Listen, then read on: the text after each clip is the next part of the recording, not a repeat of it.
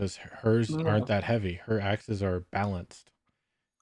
His axe is a one step away from being an endoskeleton. Yeah, and you can make an add-on to make it heavier. Mm-hmm. Oh man, I was watching Best of JRM 40, and it showed some of the PTB. And so somebody was playing Springtrap and doing the Mori, picked them up. Um the endosuit spawned on it inside a generator. And so of course the survivor is now shoved into the endosuit, which is inside the generator. So the survivor is inside the generator, and JRM goes, "Oh no, he's making her do gens forever." The That's a ultimate real Mori. nightmare. The ultimate nightmare. I was gonna say that is ultimate custom nightmare. Jeez. Yep. That is nightmare mode, legit. Yeah. Have you seen some of these add-ons part? I've only seen really iridescent remnant because lore reasons. But I have a theory about why Foxy's not around the map right now. I have a theory for that. I already know why, but go ahead. I think Foxy is the iridescent remnant. Nope, nice try. That's close. That's a good try. It's a good guess though. It was a good guess. I could see that. Because it's a Freddy Fazbear's. Ah. And Foxy came later. The original trio was Bunny, Bear, and Chica, and Gator. Those were the four. Oh yeah. Or no. With Mimic, no. Foxy was there. No, you're right. Foxy was there. Foxy Bear was came with the later. Mimic. Bear came later. Mm-hmm. Wasn't it the dog? Yeah, Dog and Gator and Rabbit, Bub. Chica. It was the Doge. So, It's like, but that is a but that is a Mimic now. that is a Fazbear's, right? That's Freddy Fazbear's. Yeah. No, I'm talking about the map for DVD. Yeah, movie. Yeah, the movie map. Yeah. All right. Movie map. Okay, because Remnant is the embodiment. The reason, but the Remnant is the embodiment of. Is it hope or dread? Agony. Yeah, when they are then put into the animatronic. So it's metal. So if that would mean Foxy would be there, if you're saying that's because of Foxy, because Remnant only comes in after the process has happened. Okay, I got you. Yeah, after a soul is taken in metal. Yeah, we're trying to with DBD specifically. Have you seen the loot bag add-on part? Yeah, you showed it to me.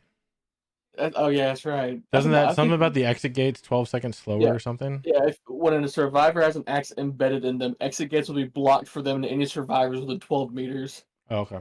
Yeah, so that's huge. Throw that with No Way Out and what's the other exit gate one? Blood Warden? No, the slowdown exit gate.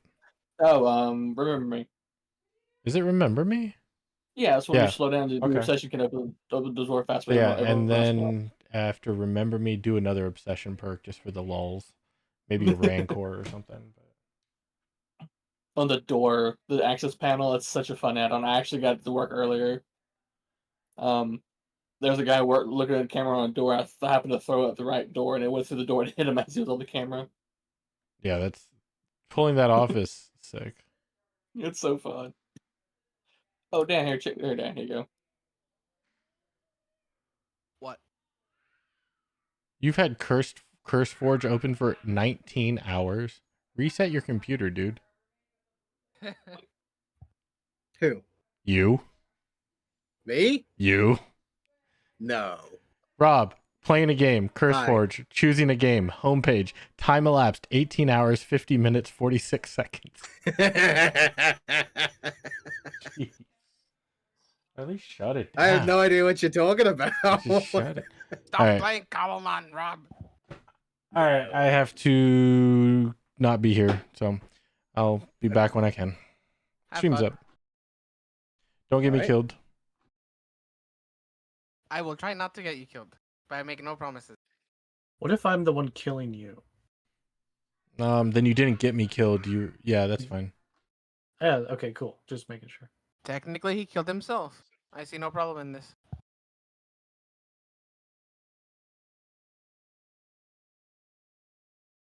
I love this glitch trap skin. It's such a good skin. This is like my favorite thing in the entire game. I love this so much.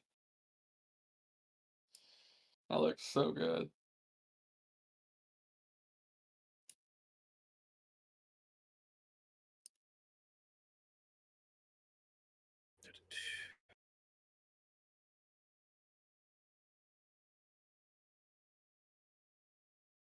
So did it come out yesterday? It came out yesterday, yes. Ooh, look at that. Oh yeah. Be honest, me, Hectic. How many rage quits have you had so far? None. That's surprising. I haven't had a single rage quit. I've been loving this killer. He's been the last. You know, you can hit trick shots with his axe, by the way. Really? His As axe long as is they're like, within 20 feet of you. yeah, so like the axe is pretty heavy, right? Like it's got a weight to it. So if like a survivor's at a loop, if you aim straight up and at an angle, you can throw it straight up and it'll land on the other side and actually hit somebody. Bruh. I did it No. today. Here, hold on. The real trick shot is using the add-on to shoot it through the door. That's the real trick shot. So does it like work like the Huntress's axe, or is it a bit different? Different. Very You don't. different. It's very different. You don't have to charge it, but Oh, it bro, has an that's okay. it has an area of effect that can do different things depending what add-ons you have. Bruh, what? See, yeah, here I'll show you with this one. Hold on. Let me. Where's that? There we go.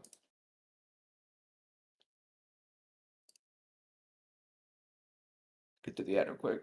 You gotta love ads, bro. I know it, man. So basically, like check this out here. It's this one I was trying to test earlier. So the party hat, it actually makes the aura of the effect 250% bigger. So like, Why? so because the other effects like that the chip right there, it lets me break things a bit faster, right? So basically, this is why I was testing how big it was here.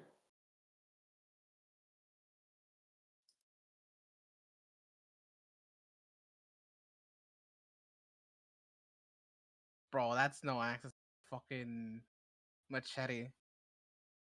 That's it. You talking about his pizza knife? Yeah, the piece of knife.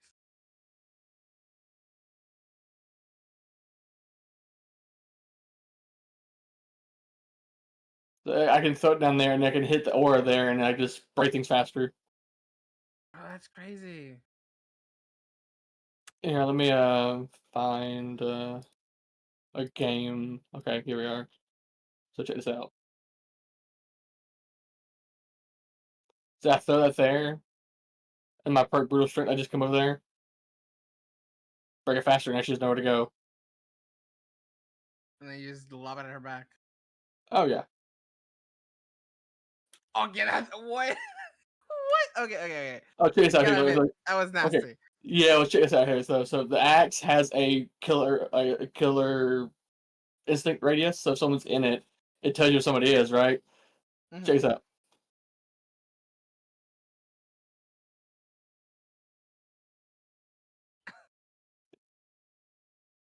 Very surprise bitch moment. I'm trying to find one with the axe. So I actually grab some with the axe. Hold on.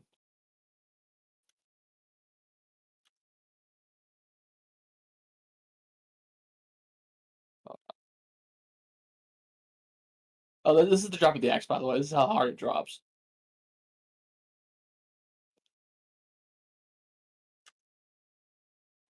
Hold on.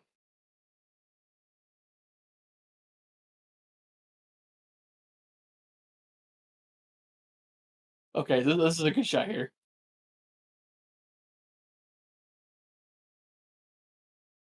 Damn, that was a good shot. I want to show you like when we grabbing somebody. Oh, here's the Mori, by the way. Oh, what the heck? Oh, okay, you can still see it though. Yeah, you can still see.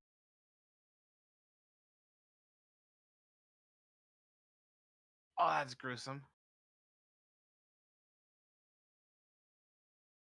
The shush at the end. Yeah, it was pretty hard.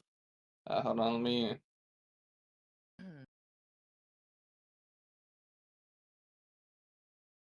Oh, here's the teleport, by the way.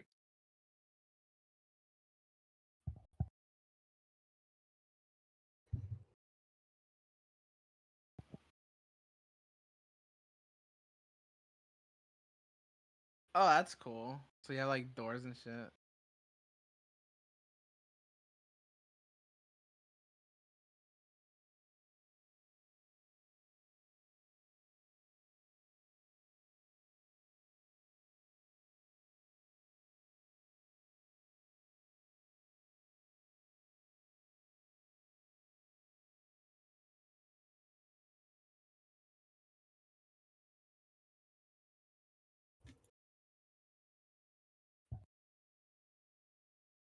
I want to show you. I want to show you grabbing somebody with the axe.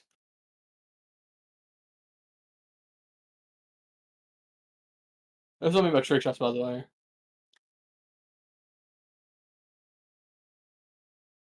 You just throw straight up and try to hit people like that. I think this is it right here. I almost hit her like that.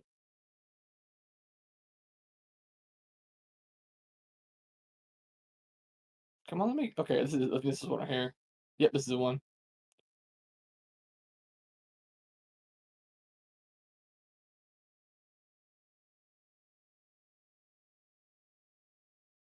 Well, that's You just bit of a grab nightmare them. fuel. Yeah, you just grab them, put them on your shoulder like that too. See, there's another one I had. Oh, this is so you get undetectable when you come out of your door, right? Mm-hmm. I smacked this one chick right here. I didn't even smack her. I kicked the gen. I see where she runs off to, and I was like, I'm gonna do a big brain play here. That was a big brain play though. Oh no, it's not done yet. I'm undetectable. She doesn't know where I'm at. And I see her right there.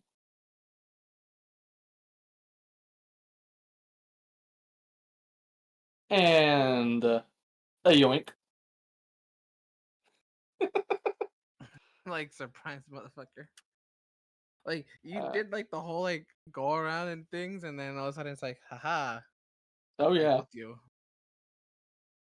Oh here, he actually has voice lines when he does his more too. Oh here, if you can hear it. Yeah, I can hear it.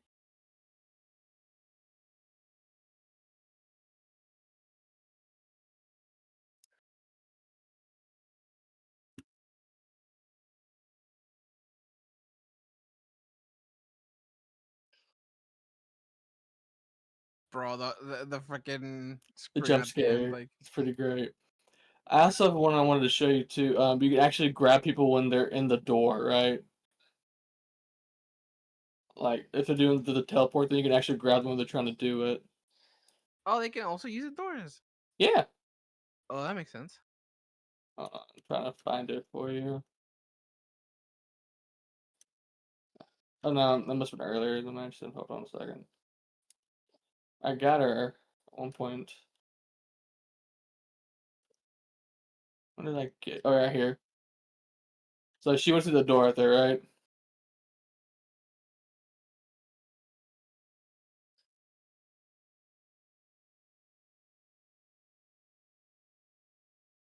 Oh, you actually jump scare them. You jump scare them and grab them. It's an instant grab. And so they can get out, right? Huh? They can get out of the doors, right?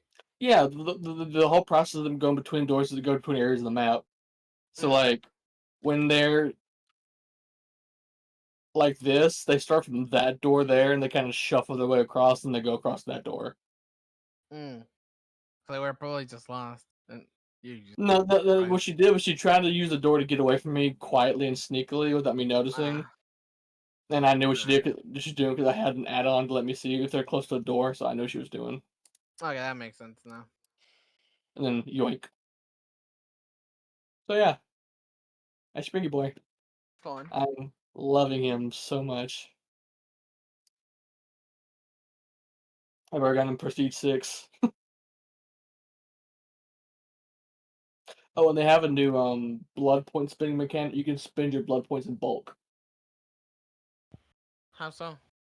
So like if you have 5 mil, you can click a button, you can spend all 5 mil at one time. So you don't have to like just go web by web and Nope. grabbing the things. Nope, No. not no more. And you get perk unlocks, add-on unlocks, and offerings stuff like that when you level up like that. I see. Pretty cool. All right, everyone. It is that time. So, Yeah. let's see here. I have a small little map to update for you guys. I Just a also small have one. some information to hand out. Did as you do well. all your homework, Rob? I did a fair amount of the homework. The only issue is that I also focused partially on a very corrupted version of the update that caused a lot of my homework to get fucked up. However, I got most of it done on the normal one, which will be updated in just a moment. Since I have a Well, lot of no, stuff that I sounds need like to an take care of. excuse. Like your dog ate your homework. I don't know. Harry takes 25 points of bludgeoning damage for no. GM assistant attacks Harry. Oh my gosh, the seagulls! The seagulls are here. Oh god! However, Where's the cannon when you need it? where is the cannon when you need it? You Fire the cannon! guys, let's see. Where do we have? Jonathan, are you here? I am. Daisy, are you here? Yo. Dune, are you here? What up? Vrek, I do believe, is currently AFK at the moment, but they can answer. Harry, are you here? Yeah. All right. Vannon is going to be a little late. And the professor is saying that he will not currently be arriving tonight unless he is extremely late. In that case, he will get here as soon as he can. However, let's see. I think I have everything correct. But wait, nope. That one part hasn't been named yet. I did forget to do that part. So I'll go ahead and quickly do that real quick and then draft everything over. Let's see. I do need to cover another piece of homework as well, which is the materials of Essrena. Yes, please. Let's see. So,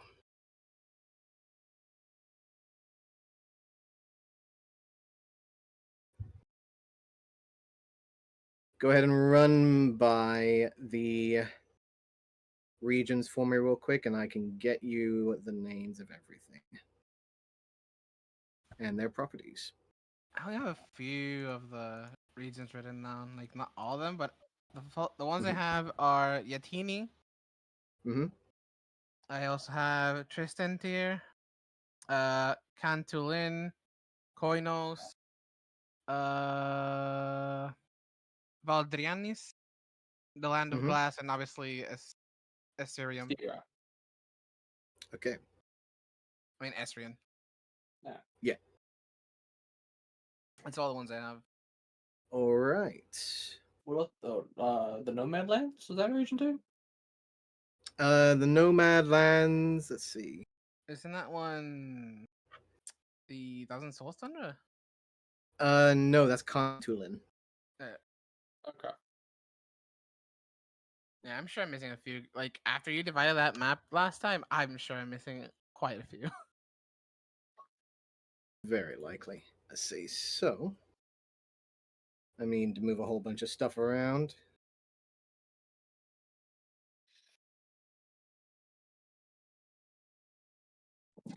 Also, welcome. You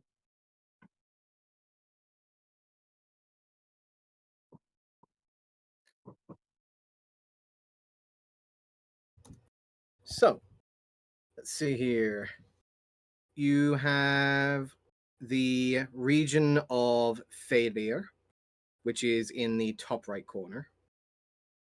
The island of the Starlined Feline. You have the Nomad Lands, which is the gray area towards the northwest. Gonna go ahead and do this real quick. Let's see if I can. Oh no, that's not helping.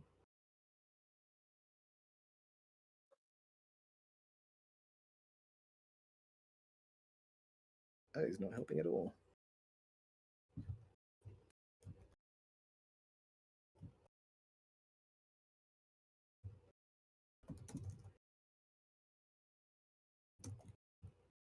Let's see.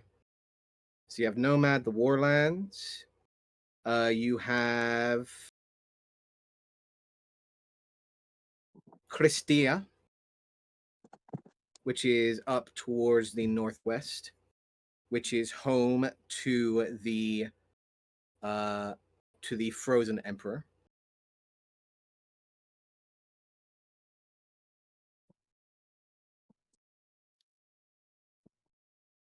Underneath that, you have, I believe, Wayaris,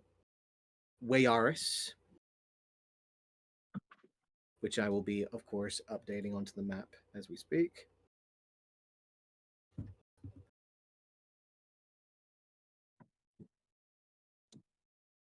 Which is known as the Swamplands, or known as the Wiccan Lands.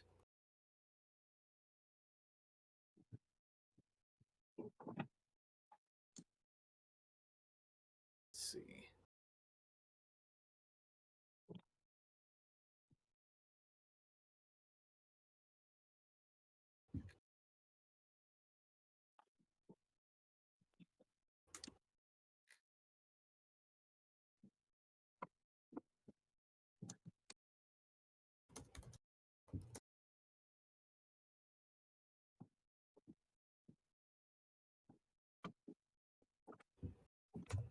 All right. Then underneath that is the Land of Glass, which you know is named, I believe, I gave it to you last week. If not, you know that the Land of Glass is known as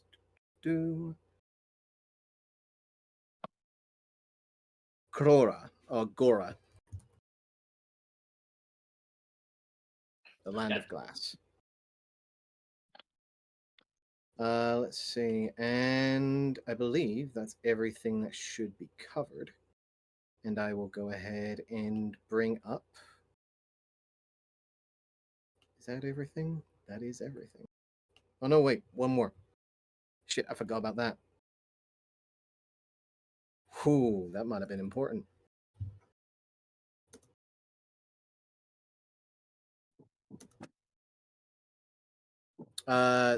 One of the very important lands of Wayaris, which would have been in the Coven's Rest. You said that's the swamplands, right? Yes, that is the So you swamp. did mention it already. Mm-hmm. I forgot to put the actual name of the town onto the map. So Ooh, let me there's go a ahead town. and fix that. Yes, there are all of the known areas that have been updated due to Vannon asking for the map by your new companion. Which, by the way, a small update is probably needed. So, the group, known as Grave Undertaking, have made their way within the confines of Avon, a underground market and well-known organization hub of very nasty, infamous groups throughout the entirety of Essrena and the Empire, including the Zentarum, some groups known as the Chainbearers and the Shattered Bolt, all seem to be collectively enforcing this one particular town that you guys are currently investigating and trying to uncover throughout the entirety of your time there. You guys have made your way in, discovering what seems to be a new ally by the name of Jazir Brimsor, who seems to be a spellcaster of sorts, who practices in the way of chronomancy. You have figured out that he was a spellcaster that caused the Zentarum a fair amount of issues in the past. And you have now allowed him to join you guys in the ongoing expeditions henceforth. You guys have decided to retreat away from Avin using the power of the teleportation circle of Jazir, using his simulacrum, and were able to make your way back to the second ring of Estera, which is the capital of the land that you guys are currently in. And with this, I will go ahead and remove this map and give you guys the new map, essentially.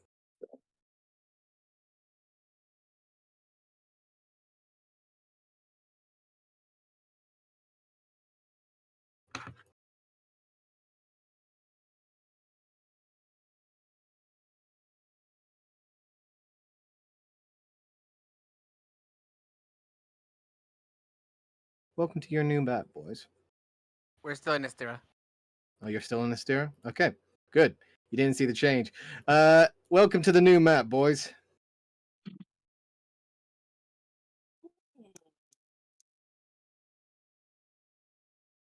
Whoa. A few things of relative note. You'll notice that there are a number of buildings that have been structured within Nomad lands, none of which have been named. If you ask Jazir about them, he will simply say they've been named because they've been destroyed and taken over multiple times. They are simply landmarks of known location where a lot of conflicts seem to pass and continuously fight. He does recommend that you avoid these three fortresses here, since they are usually the main focal points of the conflict, hence far, since they have a lot of advantageous points within the conflict. You would know that there is a wall, quite a large one, that seems to keep the members of Falir away from the main conflict of the Nomad lands.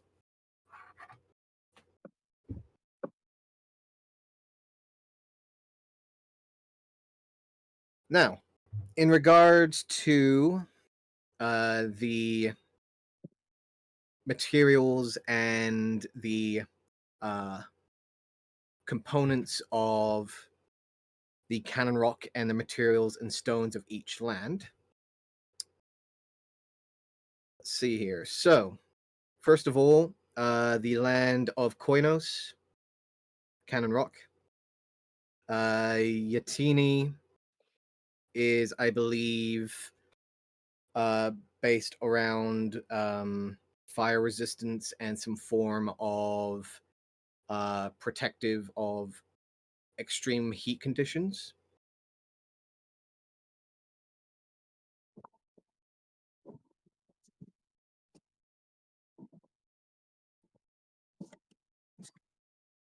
Alright. Kontulin, their material seems to be of the opposite effect. Seems to be of ignoring extreme cold conditions and resistances to cold. Trisantir seems to be unknown. The remains of Trist used to be the material of Warpine. However, that was transferred over to Valdir Innis.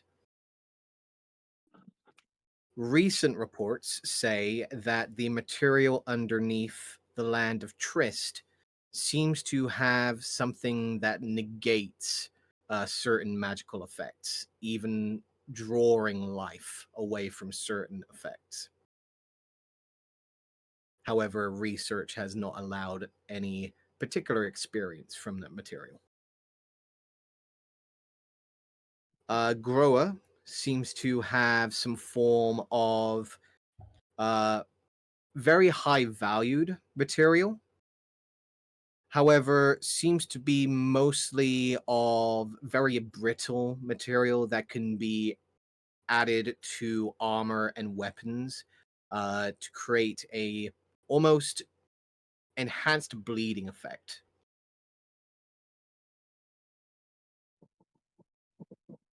If things can bleed, that material can help enhance the cutting ability of most things.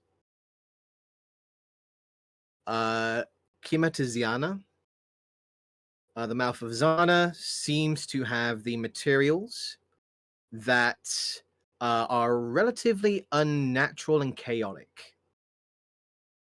It seems that the materials there seem to have a very chaotic nature that are enhanced with magic, but are also infused and triggered by magic at the same time.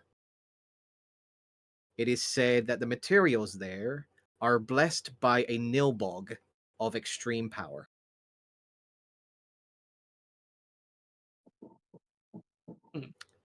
Wayaris, the material seems to have connections with the arcane, more particular to those of hexes and curses, usually enhancing the ability of curses and hexes to the point where they can be almost damning to whoever may come across them. Crystallis, Land of the Frozen Emperor, seems to have restoring effects that could even bring people back from death.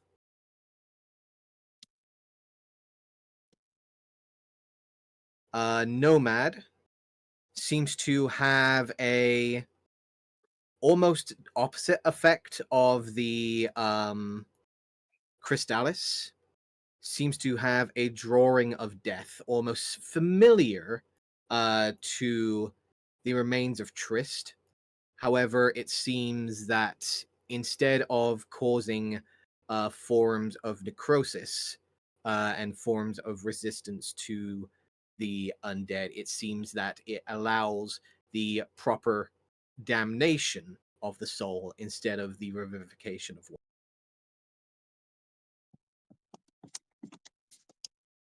one. The last, Felir Unknown. All of the material seems to be well safeguarded by the inhabitants of Failure, stating that their patron seems to be the only one that allows the material to be passed on to those that are responsible for it. What about Ezra? Was there anything extra on it? Esrian, yes. Esrian will allow you to have certain resistances to magical effects, especially when it comes to the arcane. And when applied to weapons, it seems to enhance magical abilities, especially the arcane. Which one was that? Esrian. You would know that most of the royal guard has their weapons and their armor made of Esrian, possibly to negate a lot of magical effects made against them, but also to enhance their own magical effects when defending. And so you said that Valdrianis is to give life. Valderis is the one that gives life, but also seems to enhance healing effects. You know that Warpine is the material that usually is uh, made out of the material of Valderis. Perfect. And you've seen Warpine be used before. Yeah, and I also have ore of it in my backpack right now. Mm-hmm.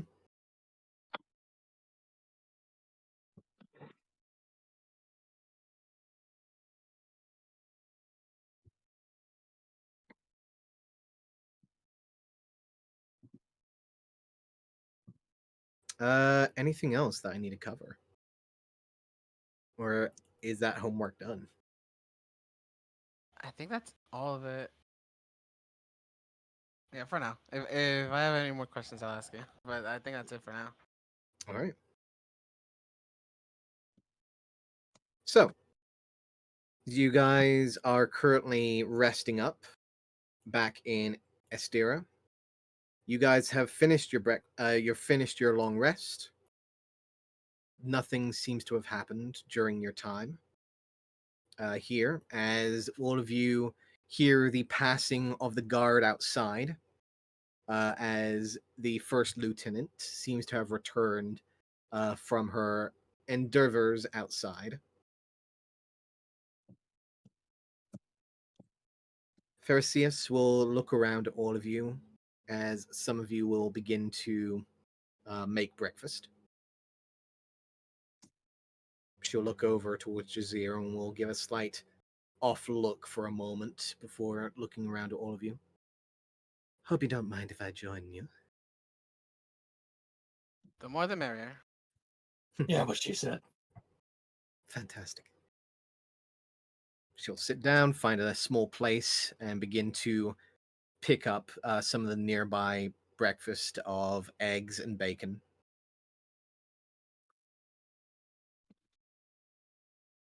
Jazir will look over from the professor's sitting chair, still keeping an eye on the rest of the group as he'll chuckle out and observe.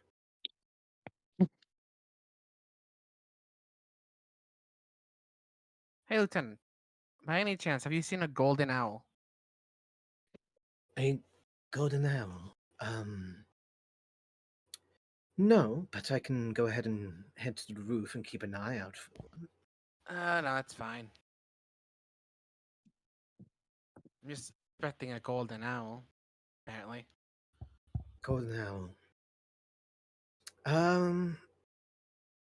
No, I don't think I've seen one as of late. I can take a look upstairs. Usually I can go out unnoticed. It's fine. I'll probably look Okay. around when I'm outside. If you say so. Stuffs her face with more eggs.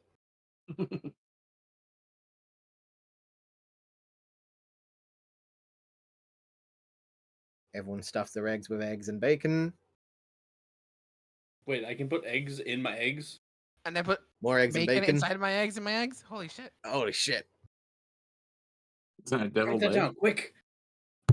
Technically, would that be an omelet with scrambled eggs inside and then I was bacon? gonna say we created a scrambled egg frittata. Well, we found our new calling. We're now millionaires with amazing cooking ideas. We have an egg restaurant. I love it's like 20 of those. Forget grim undertakings. Grim cooking's not now for you. Egg undertakings. Abandon the princess and now open a B&B. Yes. The most famous Except the first B restaurant in just this stands side for of Koinos. breakfast. And it's not N, it's I. Breakfast and breakfast.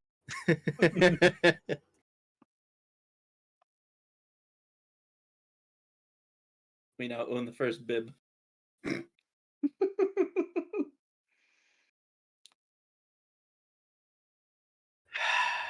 Okay. God damn Now he wants it to happen.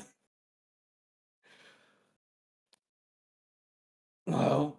If we ever get a respite. Now. Well, I was thinking of talking to Nivia's family outside for a bit before we head back to Avon. But the problem is, our disguises are all, needless to say, in tatters. You know, mine's a that's giant hole in the chest. Mine burned up. Yeah, so honestly, stealth is no longer an option. So, I have no idea how we're gonna get into that fortress to rescue the. Oh, sorry. Were you saying something about your disguises being destroyed? Yeah, Jazir looks over for a moment. I can have that fixed up in a number of hours if you'd like. Maybe in less than an hour. You get the smell of blood out of things. Like, I oh, believe I can. Yes, wouldn't be the first time. oh, this one's particularly bad. Like, here, and I'll Just hand it over and I'll take care of it. I'll grab my tattered, burnt, smelly disguise and hand it to him. I had in mine that has a giant hole in the middle. Jazir's gonna start making his way over to the large armchair as the professor's just gonna look over for a moment and just, hey, you know what? Never mind. He's not here. Yeah. What exactly are we doing? I do have a few things I need to keep an eye out for here, by the way. We should repair our disguises. If we need anything, then just prepare anything that you need, because we are heading back to lovely Avon. Should a we few head hours. back so soon? I mean, they've only been gone maybe a day. They could still be there. Well, yes, but the thing is, oh, yes, we can go back whenever we want, but what exactly do we want to accomplish here in that time? Well, to be honest, nothing. I mean, what can we do? We don't know how to get into the fortress. There's nothing to do here. Kind of screwed the pooch here. I mean, do you have any ideas on how to get in that fortress? I was hoping the owl would come with instructions.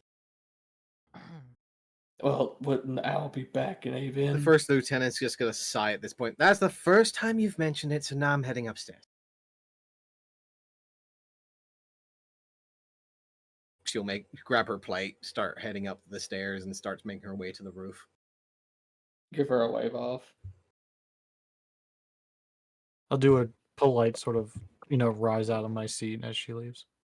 And get back to my breakfast and sit down and say, speaking of disguises, Daisy, if I may, would I be needing a disguise, or will they know me or us or you as with me as a muscle? If we could find a disguise for you, that would be perfect, honestly. 'Cause otherwise, they know Professor's gonna exactly. immediately raise his hand, go over towards the both of you. Sorry, why are you needing a disguise? For when we go back to Avon, so we can walk freely and not be like, oh, look, it's Grim Undertaking. Let's shoot them down dead in the middle of the street. No, not you, Dave. You, Jonathan. Why do you need a disguise? Well, I was to fit in.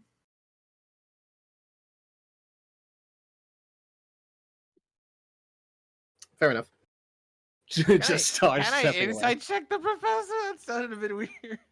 Sure. That's fine. Hold on. Let's see. Bro, if he rolls Technically, a one- because he's not here, I've been Oh, given yeah, instructions by the professor to play a certain way. So Lovely. let's see I how dodged this the first goes. fireball that gets thrown at me as fast as possible.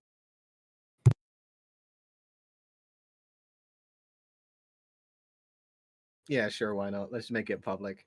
20. 20. Yeah, no, it's totally fine. You look over, he seems to just be mildly curious. And especially given the natural sense of things, he does seem to be rather curious as to why the new guy needs a disguise, since he's not exactly noticed or recognized too much, as he'll quickly just state. Yeah, doesn't I don't think they really know Jonathan too much.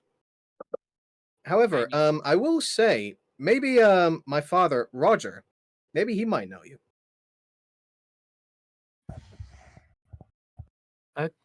Don't know if I've ever heard the name Roger, let alone in this country. Oh, yeah, my father Roger Howard.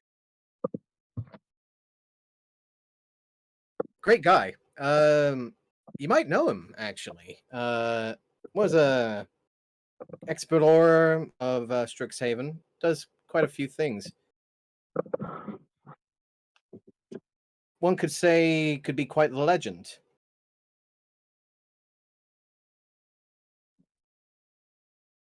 No, I don't think Rogish told me of your father.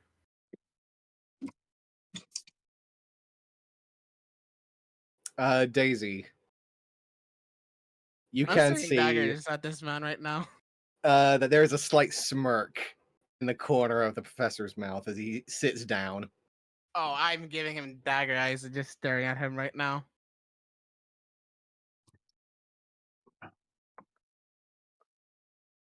I feel your murderous intent, Daisy. Roll me an intimidation check, please, Daisy. Let's see, where is it? Where's intimidation? I never use this shit. There it is. 12. You know what? Let's do this.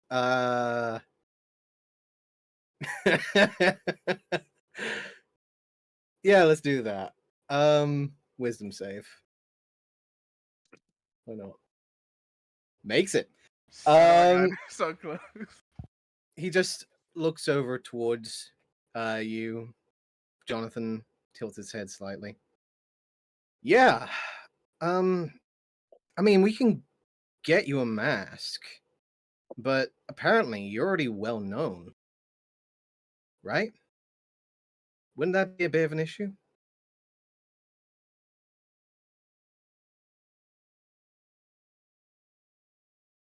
I mean, we all need to know what happens down the line, right? What the hell are you talking about, Professor?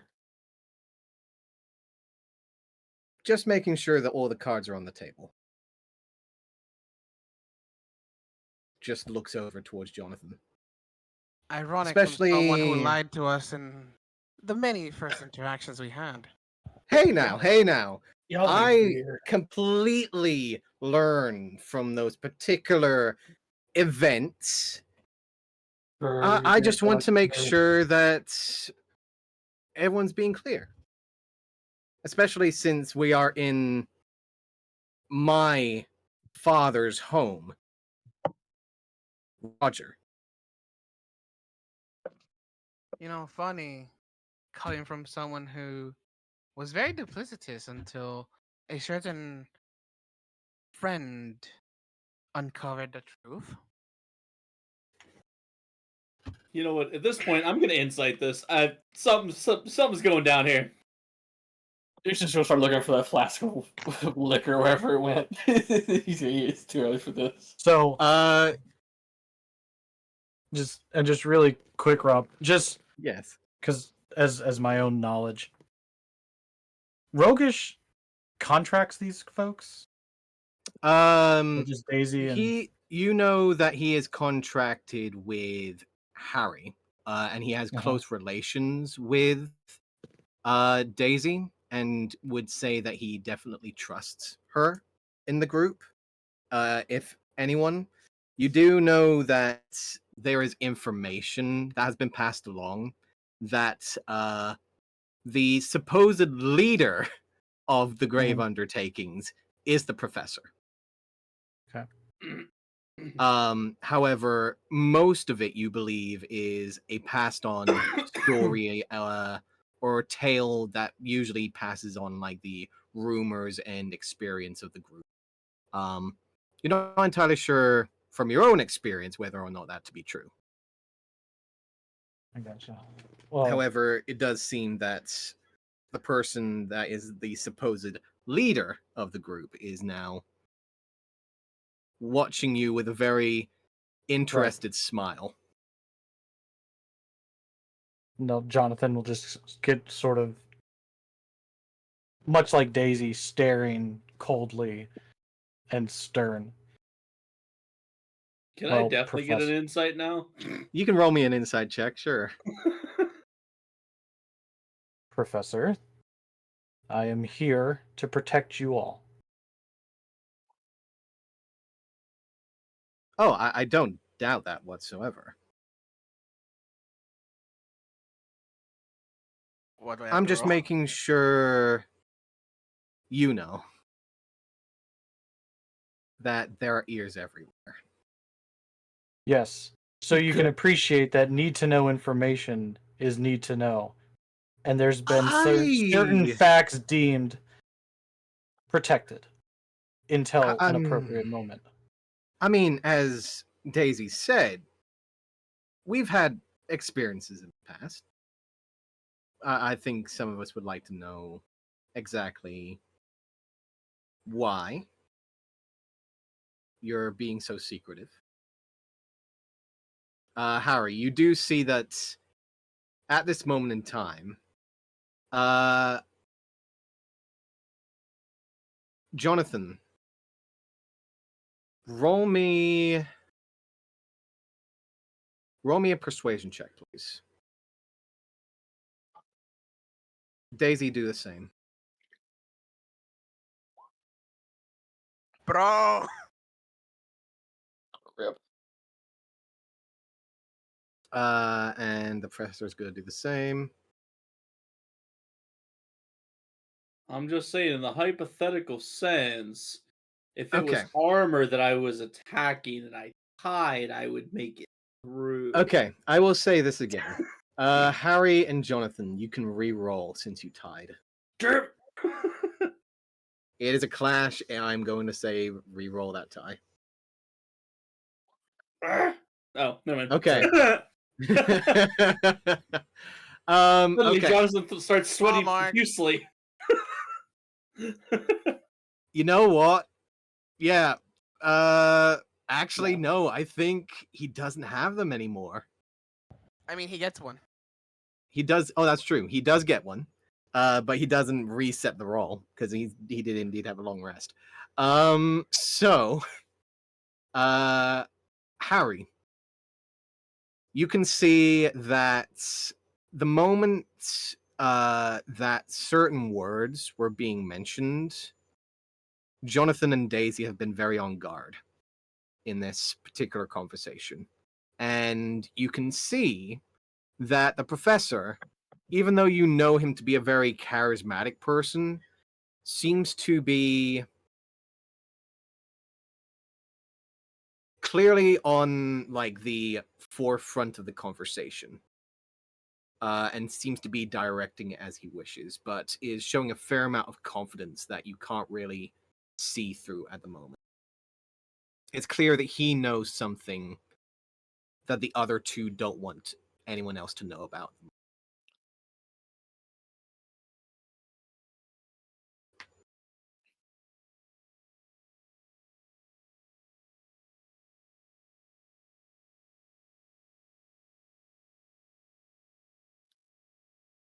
Yeah. Professor's just going to sit down. Y'all just beat around the bush too much, and I just take a drink of liquor.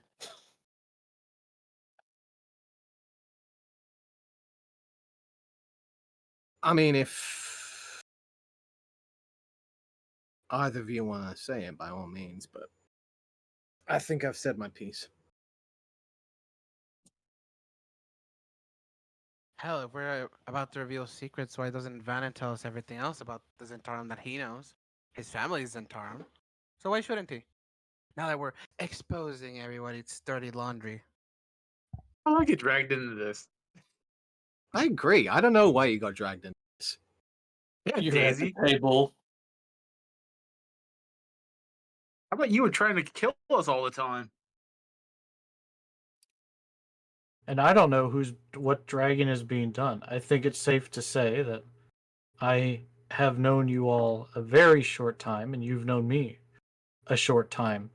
The realms of which you all encircle, there is some information that doesn't get revealed immediately. My understanding is this bit of practice was respected and understood.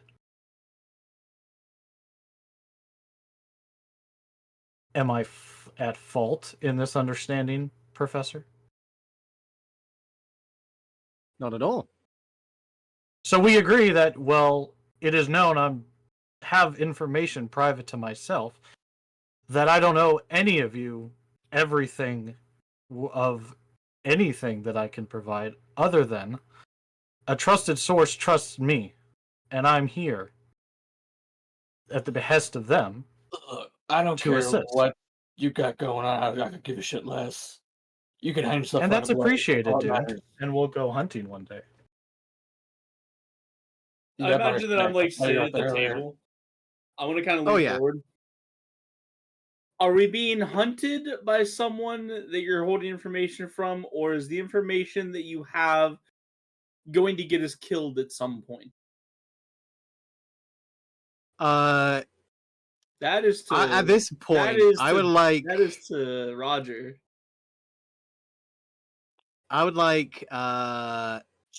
Jonathan and Daisy to make an insight check, please. Better. Nice. Oh. Jonathan, you're more focused on Harry's question. Daisy, you can see the professor's lean back in his chair, giving that slight smirk of he's probably going to say something if you guys don't.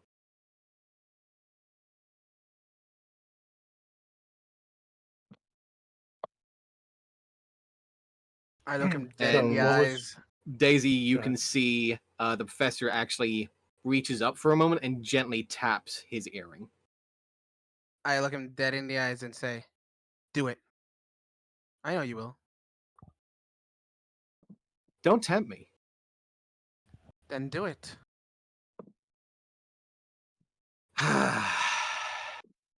Okay. So, Jonathan, you want to answer Professor? Harry's question, or should I? Yes, I'll answer the question.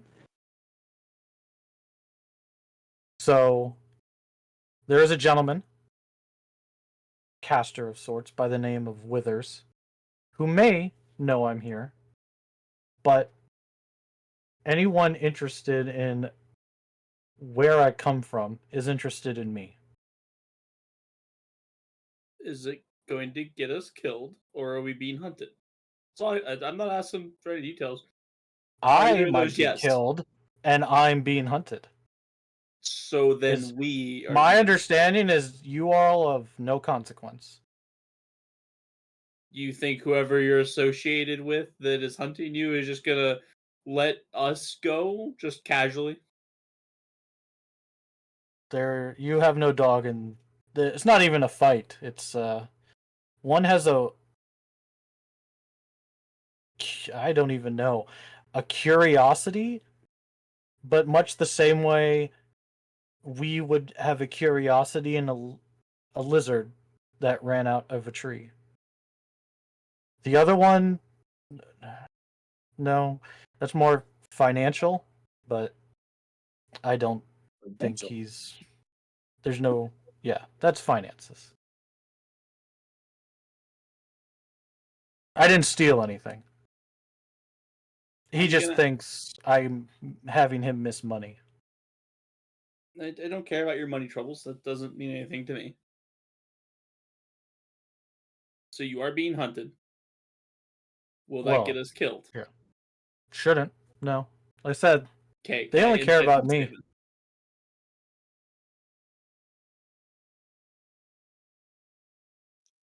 Well, if it comes down to it, we'll kill him. Easy. I don't think that would be wise. And why not? Because if what Jonathan told me is true, then we, as we are right now, we're just ants. That's what I'm trying to say. Any concern is they have with me, one is a curiosity. I don't think anything will come to fighting. Probably harsh words. Maybe games. Mind games. If you can assure me that Those are the it's worst no threat games. to us, that we're not going to perish because of whatever this information is, I don't care. Keep it in your sock drawer. I don't care. If it's gonna kill Nothing us, leads me to believe that you are all in danger. The professor looks over at Harry and just gives like a slight wave of his hand of no, he's kind of covered most of it.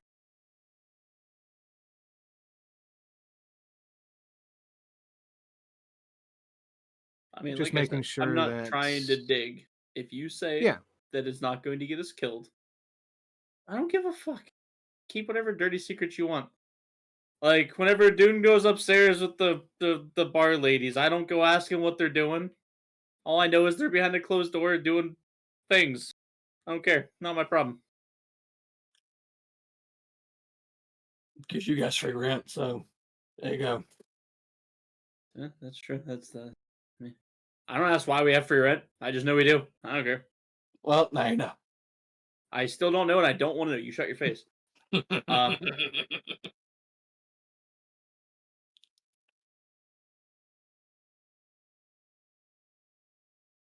While you were saying that, Daisy accidentally blushes. Do I notice that? passive perception. 16.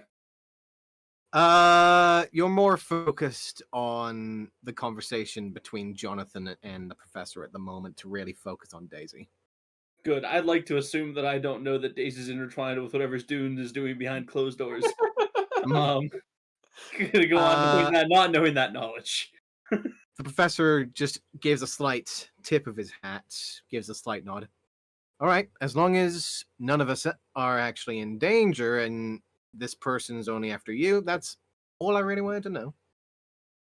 Just want to make sure that our hide and my hide are not going to be tanned.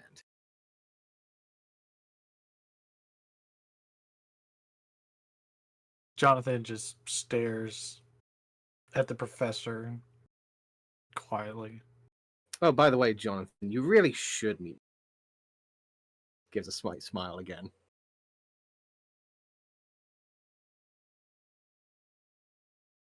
The offer is gracious. Glad.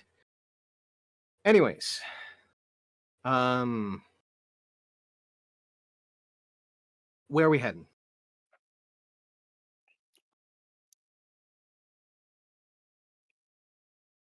It is morning. You guys have the full day. Do keep in mind, 7 days until the bounty is expired.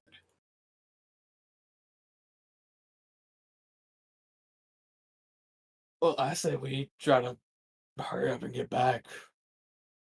I mean, we got stuff we gotta do there. Well, let me go talk to Tanivia's family, just to keep them out of danger, and then we can move from there. I'll come with you. If you guys need any reagents, that's get it. So we're heading back to a undead hellscape. Any what? Reagents, materials. I've never heard that word ever. Okay, Fancy way of saying material requirement. gotcha. The professor is going to look around real quick. Quick question: who has the hat? I'll point it. In the Okay, I back. think he does. Can I borrow that real quick? I think it's in the back because Tullius was using it. Is it in the bag? Should be in the bag because Tullius was the last one to use it, and we put it The in the bag. professor rushes over to the bag of holding. Let's see. Is it in the bag? It should be because Tullius It was the should last be. one to use it, and we tossed it back. The in there hat when of we many did the faces. case. Yes. The professor is indeed going to retrieve the bag. Retrieve the hat. Put it on, and is going to end up as a black dragonborn.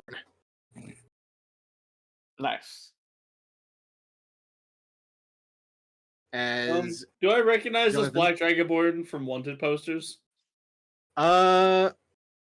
roll me an insight check.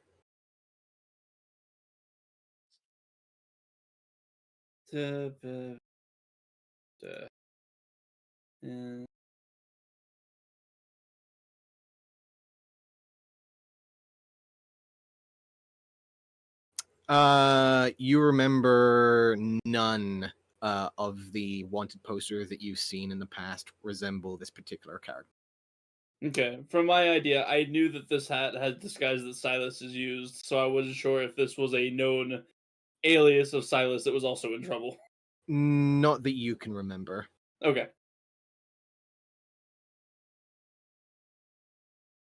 Which is probably why this is one of the disguises that he probably used, since this one was probably unknown at this point.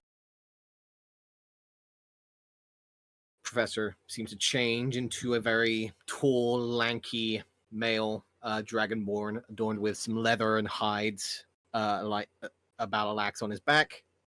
Gives a slight nod. Just in case that guy at the bazaar remembers me from last time, I'd much prefer not to be noticed.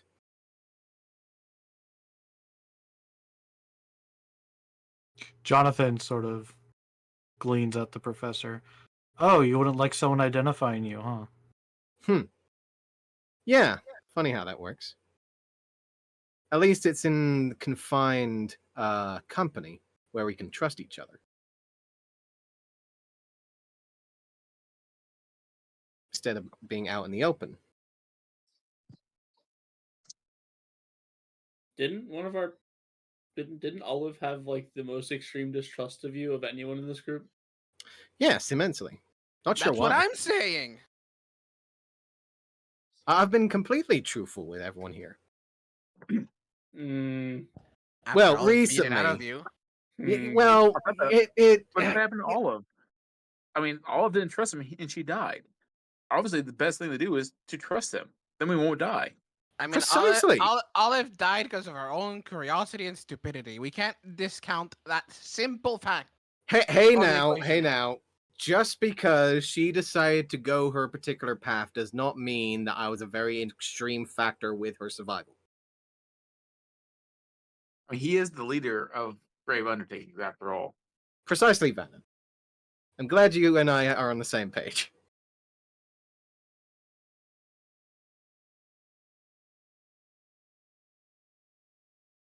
My point being is, I wouldn't. It's good to know that you don't want your identity revealed, because I would never think to. Hmm.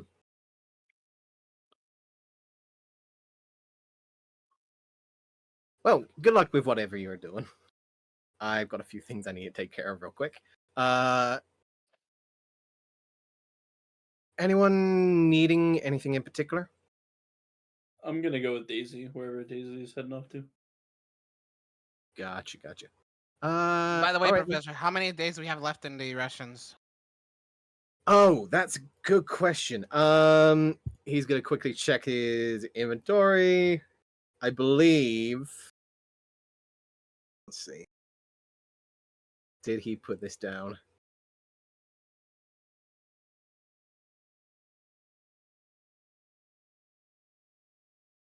I don't think he did. It might be somewhere else.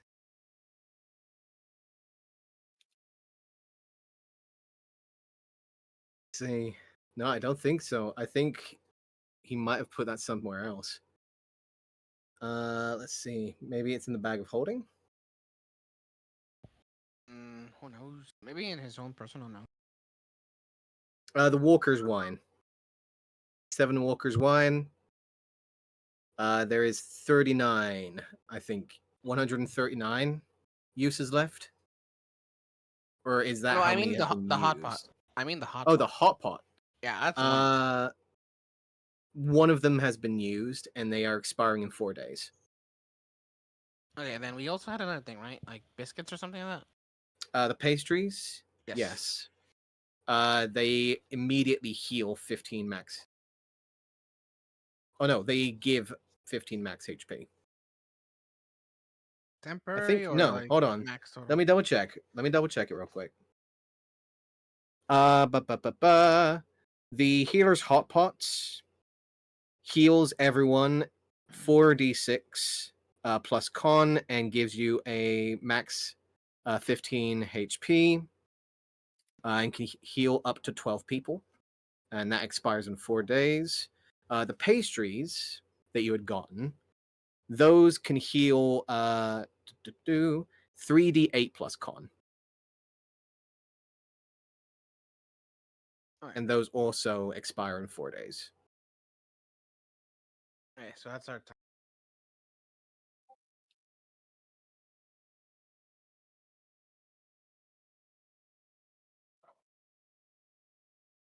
Yeah, I won't have to buy anymore. We should be fine. All right. See, the professor is going to nod, get a look over at Vannon for a second, and just whisper for a second. I'm gonna go and check in on something real quick. I'll be right back.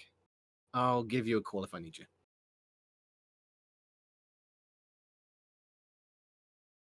And the professor is going to stealth the fuck away.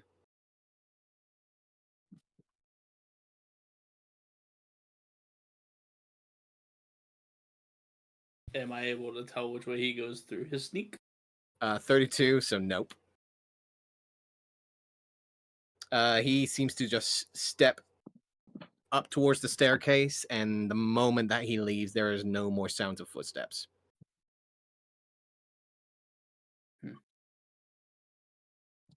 Professor's doing his own thing for the time being. Vrek is currently sat down, seems to be working away at the last of his schematics. Looks over towards you, Harry. Since the professor is not here, you are aware of a place where we can gather resources, yes? Is this a general question, or are you looking for something specific? Materials, or preferably, something of the magical ore variety.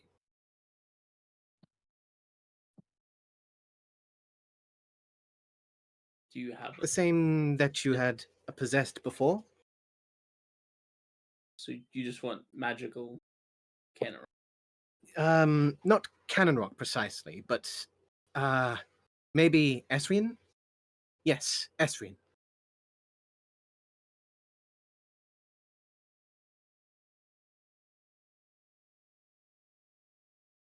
You know where to find this, yes? I'm looking around the map trying to see if off the top of my head if I remember. Is it over here on the right? Like top right? If you remember, Huh? What? Are you throwing fireballs? The fuck? where they are currently sending fireworks, over there, you would notice that you would remember that there is a forge towards the east. That did indeed have a more empire related smith That's what I and thought. forger. Wasn't 100% sure though. You know that she is still having trouble with the locals due to supply networks currently not working with her, since that she is not a local, and one of the empire blacksmith that made her way into the second ring. You know that she's not doing too well with supplies the last time that you checked, mainly since the lighthouse is currently redirecting most of her supplies to them. Yeah, I'll relay that information to Breck about the supply lighthouse. Cutting off her supply. She had some stuff, but wasn't doing fantastic before. But if you need This something, it's better than nothing. lighthouse. You say lighthouse. We have been there before?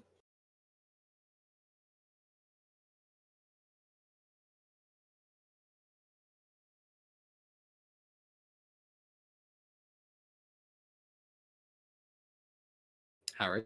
Do I need to roll something to see that one? Do you remember? I'm trying to think. The lighthouse wasn't where we just came from. No. I'm trying to think. Lighthouse with Doc. Um,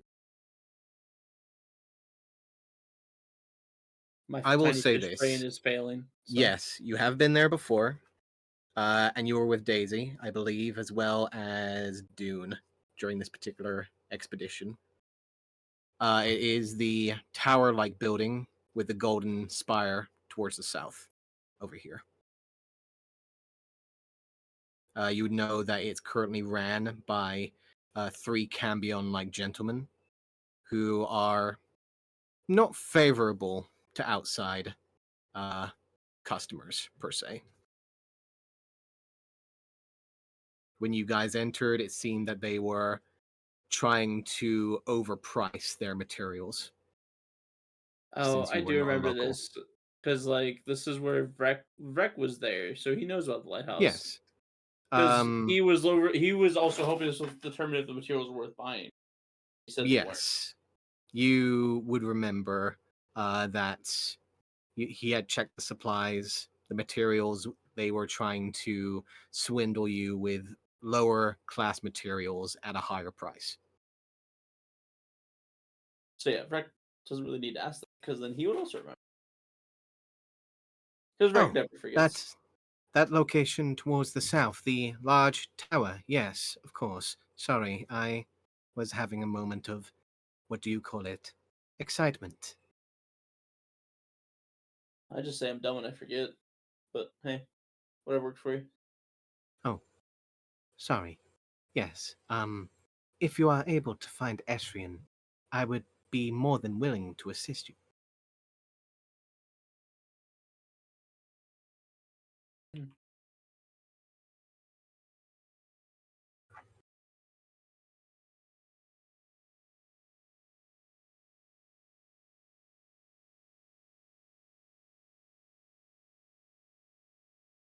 Okay. Anything else anyone wishes to do while we are here? To the Tonivius. Jonathan Heading just over needs to to go. the carriage? Okay. Sorry, Jonathan Jonathan? just needs to step away somewhere and reapply his skin cream. You make your way up to the same room that you had chosen before for your night. Quickly making your way to the small lavatory to the side where the mirror is, and you quickly start applying the grayish-like cream over your face. Oh, he's gonna do his best to be careful about it rather than hasty. Mhm. My man's getting ashy over here. Daisy, you are heading to the carriage. I'm going with her. Dune is joining. I also said I was going to Van. follow Daisy. So Okay, you're joining Daisy as well. Okay. Vrek is going to then follow, since he doesn't seem to know where else to go. So he will follow everyone out. Vannon, what are you doing, my man? Just out of curiosity. Vanna will go with everyone else. Okay. Big party. You guys will make your way out as you will curl over to the top of the staircase, making sure to not exit out the front, where you do see the shadow of the guard still sitting outside. You guys make your way up to the top, leading your way around. I will say that if anyone wants to just simply throw rope over the side, drop yourselves down, etc., etc., Is to there a be back not door noticed. though? There is technically a back door. However, you will notice that it is locked. And it is technically arcane locked at the same time. Son of a bitch. I mean, it is a wizard's house. You guys will find that the only accessible place for you guys at the moment, except for the front door, that seems to be continuously patrolled and guarded over by a single guard at this moment in time, seems to be inaccessible unless you guys wanting to be noticed and discovered. The rooftop seems to be the only way you guys can access this building in and out at the moment.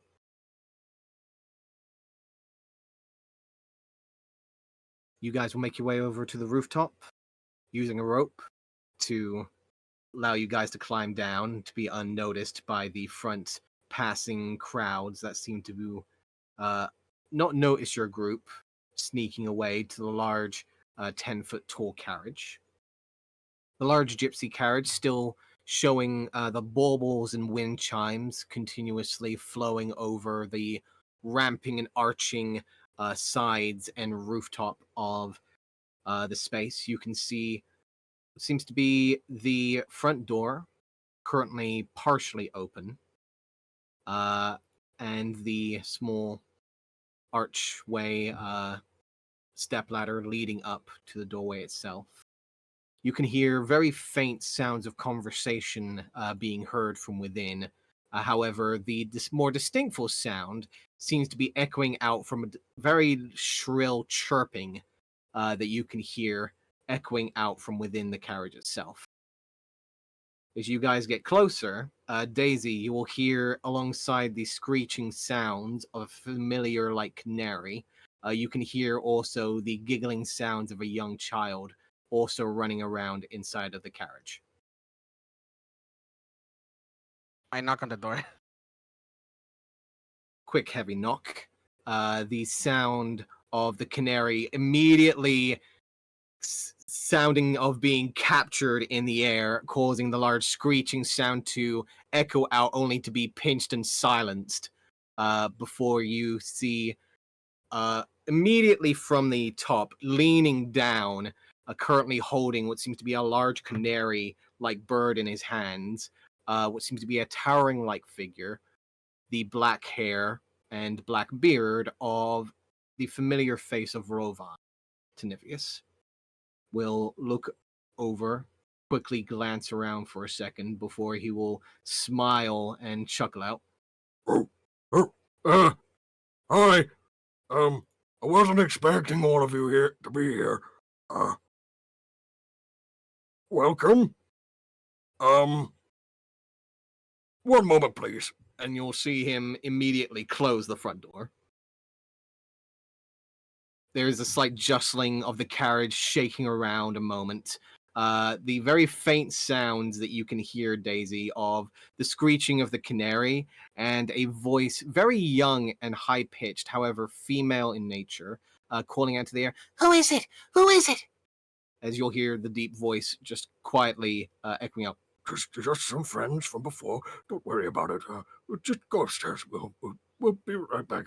and you'll see him you hear the sounds echoing out before eventually the heavy footsteps will return, and you'll see standing in front of you the familiar face of Rovan, once again looking out at all of you. Hello there. Wonderful to see all of you. Thank you all for getting us inside of the ring. How can I help you today, and what exactly is the occasion of your visit?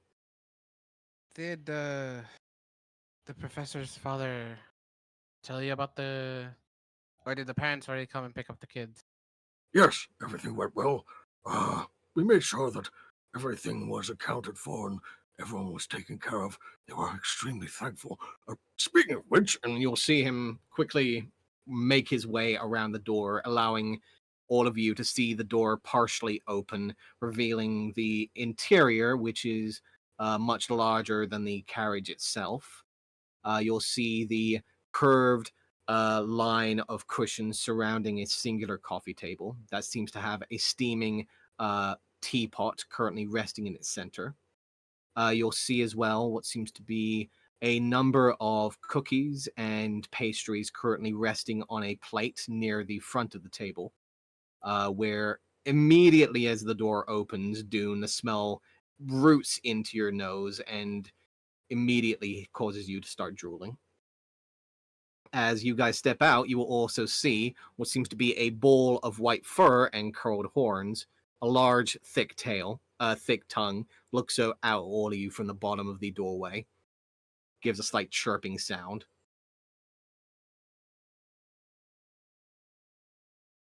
I look at Rovan and say, I was meaning to ask, where did you find that thing? Oh, was a bit of a travel, but believe it was a place called Crealis? Something like that. Far to the north. Was a gift, actually. Do you know from their name? Uh, Never did say, but he was some form of ice giant. Interesting. uh, is your wife around by any chance? Oh, Allison. Yes, of course she is. Where are you needing her? Yes, I better warn her. Very well. Please, come on in. I shouldn't have kept you all outside.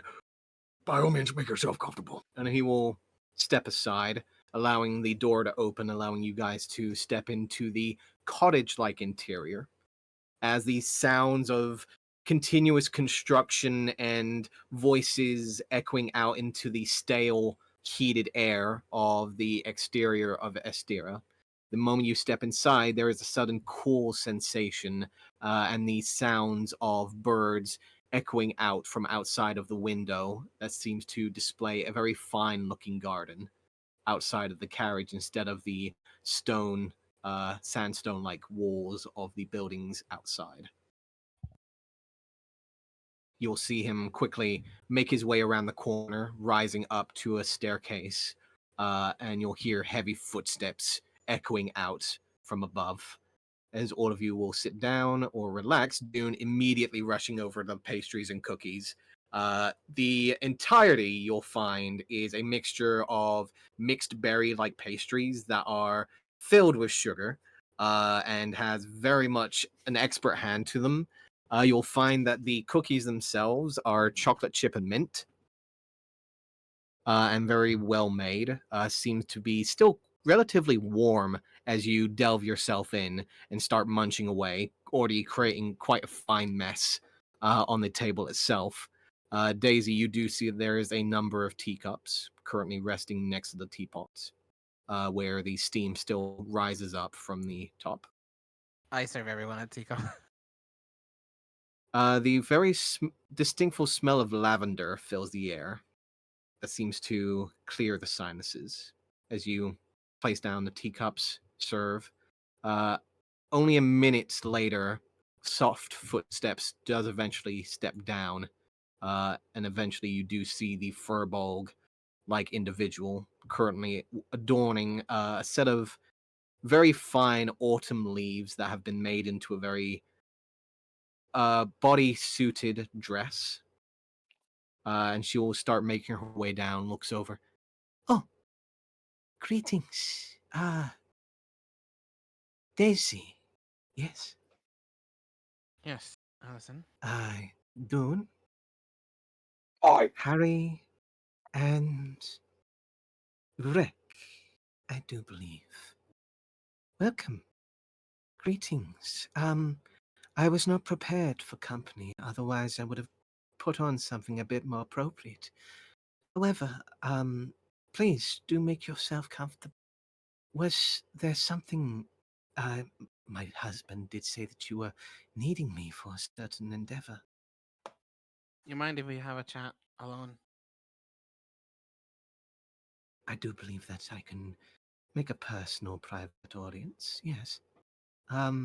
If you don't mind me asking, for what matter? In regards to my mother. Ah, I see. Very well. Yes, I can arrange a small meeting for us.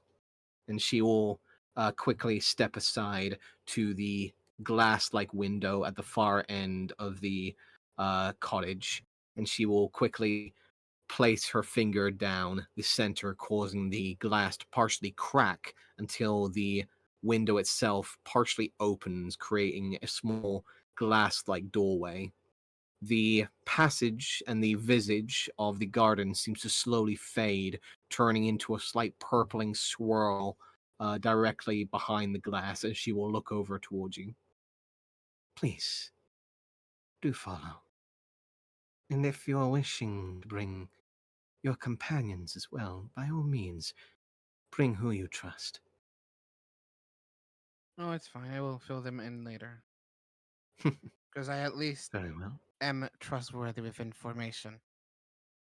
I don't I know. You still told haven't told us that. She will give a slight smile before eventually stepping through, and her visage seems to disappear through the purple like swell. Oh, I follow her in. Follow in as the visage and the illusion of the inside of the carriage disappears. You disappear into the purple like arcane energy of the dimensional plane that is currently rooted to this particular construct.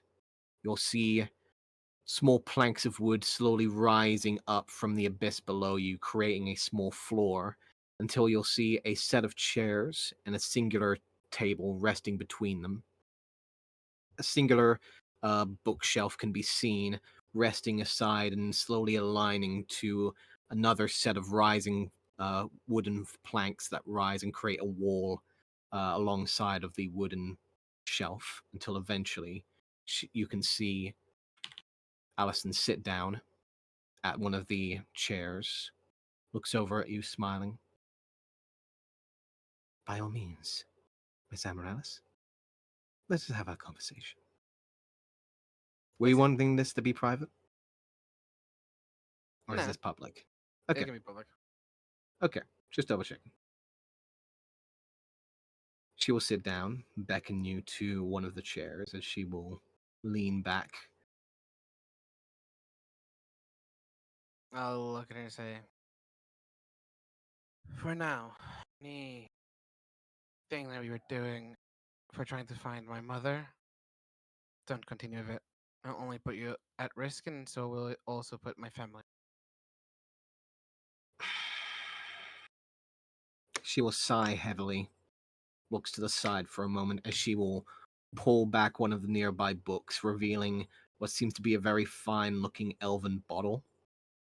Retrieves two wine glasses from behind another book, places it down in one in front of you, and will uncork the bottle before offering it towards you.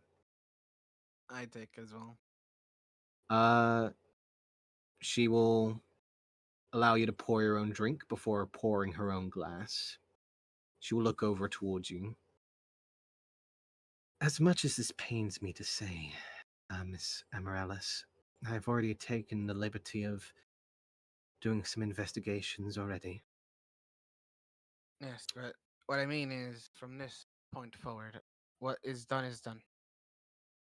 The What's done reason is done. is, or rather, the reason is, Melon Vidalis has gotten a bit angry from what I told to the queen herself. It seems she had someone spy on the private audience, and she knows that I made a move against her.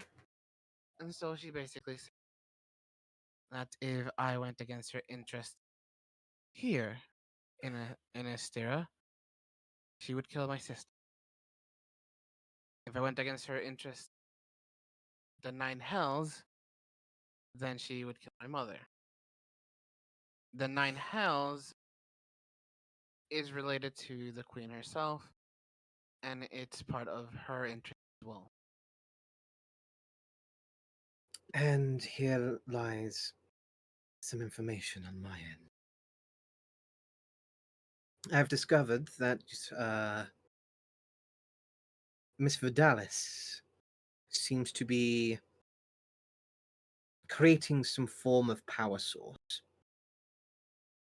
This power source seems to be between a location between here and Avin that I cannot locate.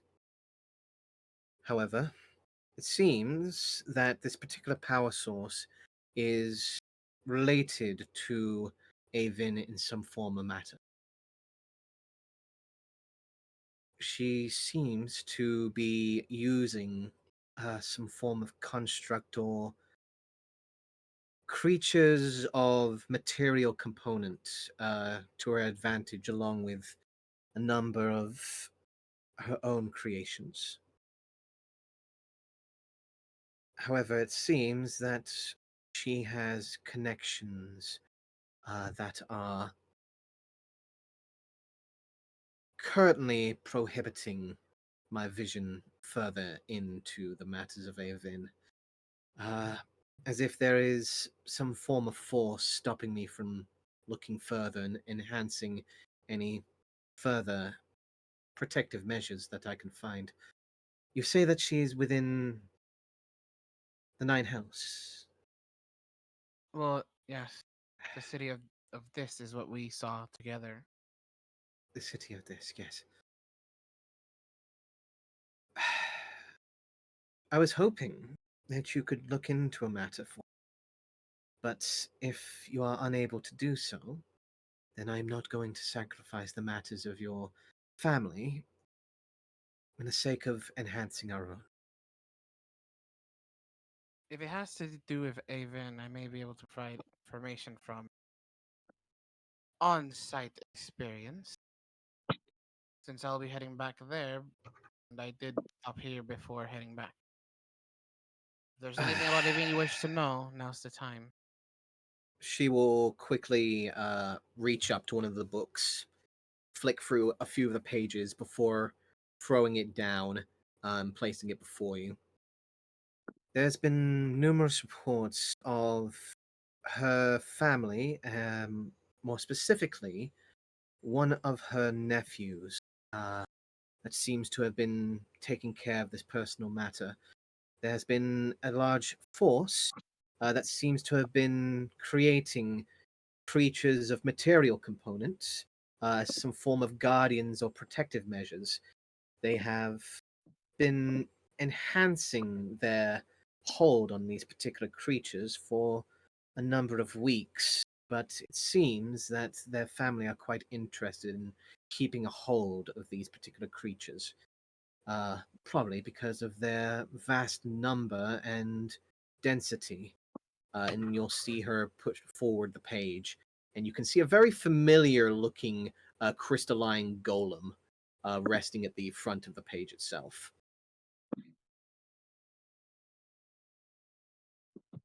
I know the golems you speak of, yes.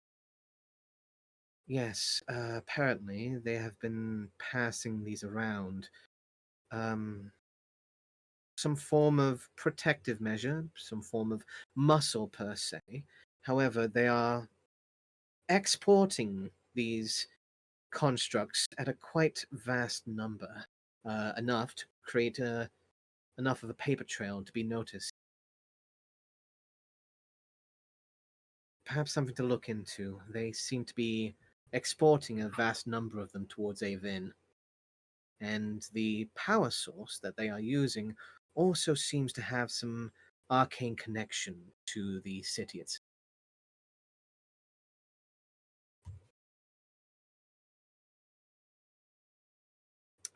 One moment. I will go ahead and put it on your. And she will look down a second, only to furrow her brow, and will point out a particular dot that you've already checked on the map before. Yeah, I figured as much. You would remember this particular outpost that you had a conversation with Miss Vidalis, including a number of her personal guard that seemed to have been watching over the encampment, as well as a particular outcropping and large cavern of stone that you had previously ignored before due to the previous agreed arrangement. She'll look down, give us a slight nod. Seems you might have already come across it before. Yeah, that's where she ambushed us. Well, since you're already aware of it, no need to pry any further information into you. It seems you already have all the information you need. I will tell you the piece of information that you may want to know from Avon is, I believe, was the harbor master. He is their distributor there, I believe.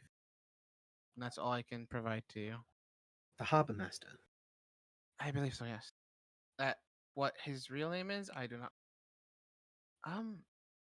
Think Vrek got something from him. Don't really remember. It was a piece of paper, and I didn't. I see. Well, I will do my best to see if I can pry any further knowledge into the matter. Um, Anything else? Mm, well, that would be it. You wouldn't Very well. know what are the weaknesses of a vampire by any chance? Vampire lord of that? Usually, and she'll give a slight nod as she will take out a book, flick for a few pages, and will quietly note down, giving a more verbal note of speaking out loud. Yes, usually the cases of rushing water, divine sunlight, etc., etc. It's vampire lord, you said. Yes, I believe that the actual lord of Avon is a vampire lord, or maybe even a normal vampire. But one can't be too sure of these things, you know? Vampire lord. Um, no, I do not believe I have any particular information on that matter. Usually, vampires have a vulnerability towards the radiant and divine. Rushing water, vast amounts can be quite dangerous to them. The usual stake to the heart can incapacitate them, but not usually destroy them. Um, in many cases, more powerful vampires have the ability to turn into mist when they are most vulnerable and able to return to their original resting place and regenerate and possibly have some form of revenge. A vampire lord, not so much. Um, you might have to discuss that with my husband.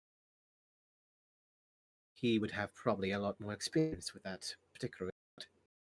Alright. Yes, because we need to somehow get into a extremely well fortified castle that probably belongs to a vampire or a vampire lord, and they have about a dozen soldiers outside. So fun. You'll just see her smile for a moment. You might want to speak to my husband. He's been Alright. needing to, how do I say this? Let Loosen up? loose. Yes, precisely. Yes. Dune was sort of having the same problem, you know? Perhaps they can see eye to eye to that. Probably. Um, in any case, I believe we have taken more than enough time to discuss personal matters. Is there Indeed. anything else that I can help you? No, that would be it. Excellent. Well, do take care, my dear. You And, too. safe travels. She will click as the visage of the tables and chairs will disappear, causing the purple miasma to send both of you back, and you will eventually jump and be sent into the same cottage like living room. Uh, it will be maybe a couple of minutes as you guys are indulging in pastries and cookies, as Rovan will actually return from upstairs, will rush into the kitchen, look over for a moment. Oh, I can see you're all already having fun. Give me 1 second, I'll make some more. And you'll see him quickly rush inside of the kitchen before maybe a couple minutes later. You'll see him coming out with a tray of multiple pastries, some of which are meat based, some of which are fruit based. However, there's an entirety of different forms of food and confectionery for you to choose from, as it is a large feast. As Dune, you seem to now find a very adamant eating partner, as both you and Rovan are adamantly scarfing down food around the same time that the doorway towards the window will shift once again, displaying the purple like miasma as Daisy and Allison will step out.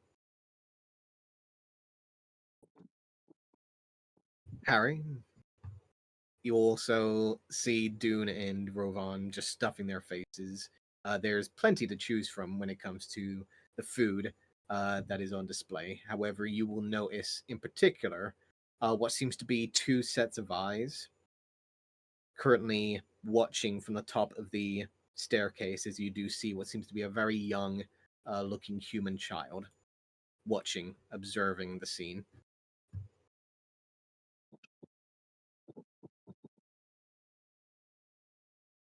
I'll kind of like wave to the set of eyes watching me, I guess. You'll see the figure smile, wave towards you, only for a screeching sound at the top of the staircase as a large canary screeches out before the young female will grab the canary and rush off to the top of the stairs. Rovan will eventually step out, look over towards Allison and Daisy with a smile, face stuffed with berry and cream filling from most of the pastries as he looks over at Dune. Oh, the missus are here. Best clean up.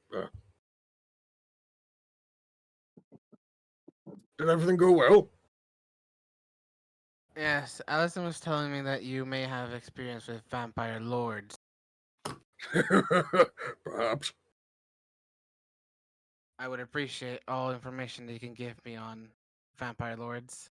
Well, I'd have to say it's a bit more of a hands-on experience, but usually you hit them with the best divine thing that you got, About right? and you keep doing it until they fall, and then you keep doing it until they turn into dust, and then you keep doing it until they turn into nothing. Next question. How would you sneak into a well-guarded, well-constructed fort that has more than 1,000 soldiers? I would not. I'd be the guy that brings all of the people to me.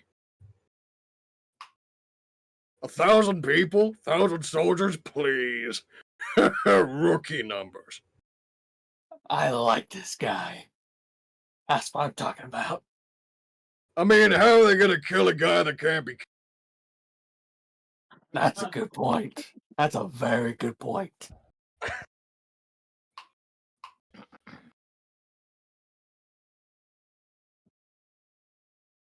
Daisy under her breath says, "Oh, we're so fucking dead."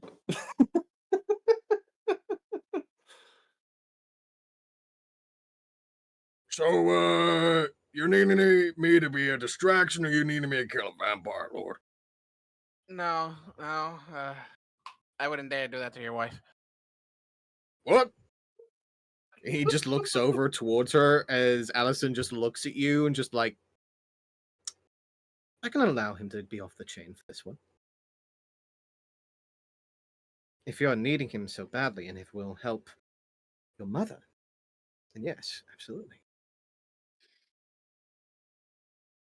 Okay, let me tell you the situation, and to make it short, I will tell him everything about the fort, everything about the Zentarum, everything about the chain bearers, and everything that we saw when we scouted out the fortress. Each mention that you do, so you mention the fortress. The Rovan is smiling. Allison seems to lose her smile a bit more.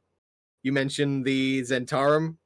Rovan seems to smile more. Allison seems to smile less. And the more you mention, the less Allison seems confident, and the more Rovan seems to be even more confident and excited.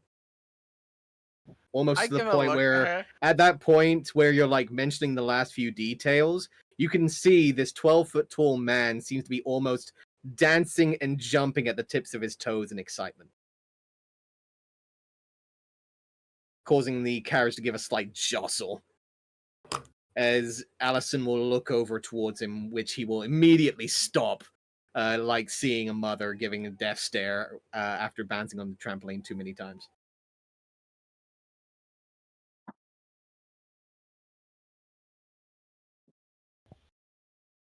So that's our current Um, conundrum. Allison will sigh heavily. Yes, I do believe that he could be useful, as much as I'd hate saying it. However, she'll just look over a moment again, sighing towards Rovan, who again seems to be very excited about the notion, but doesn't seem to be very vocal about it. I don't want him to die. And Rovan just again says, But I can't die. shut up. Explain talking. why you say you can't die. You've said it twice already. Well, I can't die. Each time that I've gone into battle before, I've never died before. But many close calls, I've had to say, but usually I've been A-okay at the end. Fought hydras, fought dragons, even fought a few, what do you call it? Big, vampiric, undead, behemoth things. I don't know. Anyways, I punched the ever-living crap out of them and they all died. They try to kill me, I ain't dead. Simple. I like it. So you've really never died. Daisy, Yeah. roll me an insight check on this guy. Yeah, like I'm like, bruh, you sound way too like 14. Rovan seems to be human, however, around 12 foot tall, very bulky, seems to be a very Winterlands tribal man. You would recognize that he'd probably be someone in the northern part of Faerun, if he was originally from the Empire. You do notice, with the 14, that there are distinctful runes that you can see underneath the right ear, as well as one that seems to be resting on the outside of his left hand. However, the more distinctful noticeable thing that you can see is that his irises seem to have a slight luminescent white glow to them. You can see that they are naturally very pale blue. However, you can see that there is a slight luminescence of pale white that seems to surround the edges of the irises. You will also notice that same radiant white luminescence seems to be glowing from the very knuckles of this human man, as if the radiant energy seems to be flowing from the eyes and even into the knuckles. Seems to be very large, beefy, very stocky person. Very much like Dune in the sense of things. However, where Dune seems to be more wild, this guy seems to be more focused around the divine.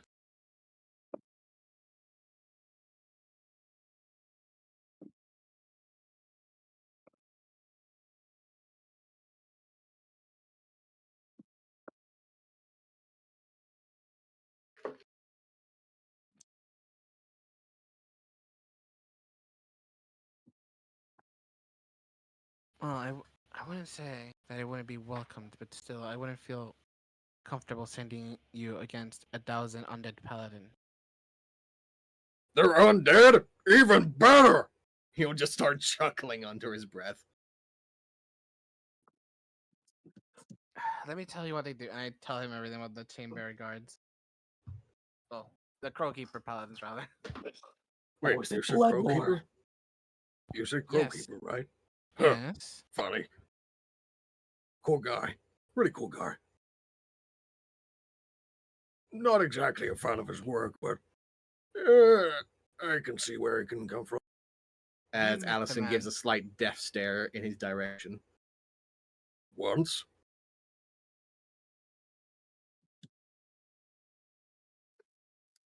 You know, I shouldn't be surprised at this point how we keep meeting some of the very most important people in this continent sometimes. We're important.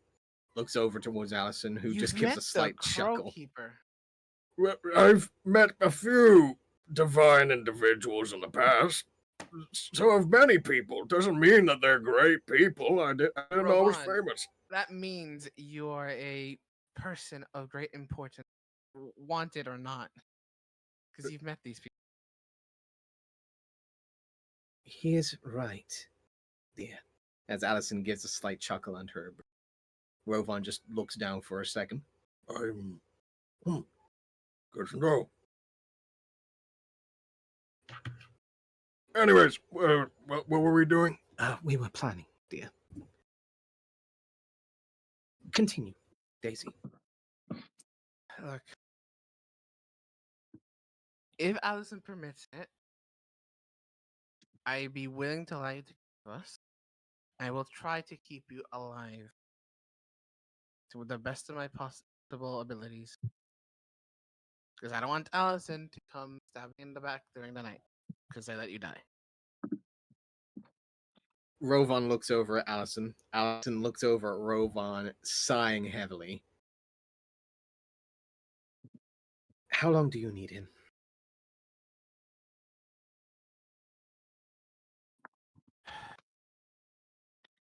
That can't tell you. Definitely like 3 days most probably. 3 if days? If we manage to do this correctly, yes. I'm currently awaiting for some information that could prove useful or not. Because again, it's a fortress that I have no clue how to do anything against it. It's out of my field of expertise.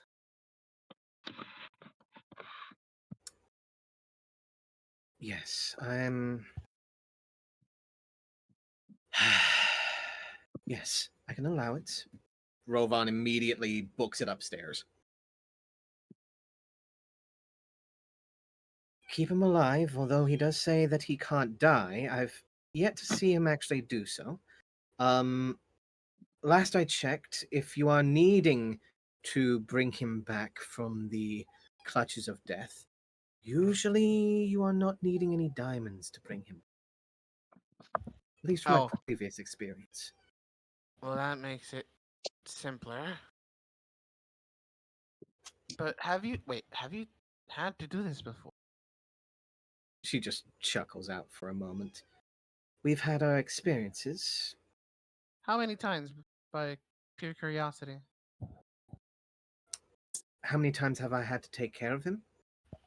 Yes, in that state where you said you don't require diamonds. Twice. Gotcha.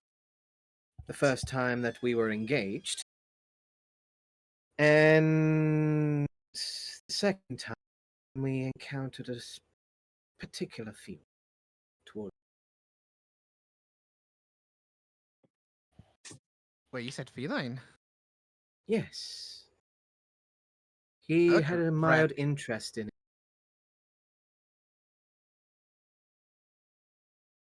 Vrek's gonna look over towards you, gives a slight tilt of the head. Do you bring a cat with you? We, yes, actually. We were given a gift by a particular individual on our journey. Rovan seems to be quite interested in the particular individual and usually keeps him around. But he's quite welcome here.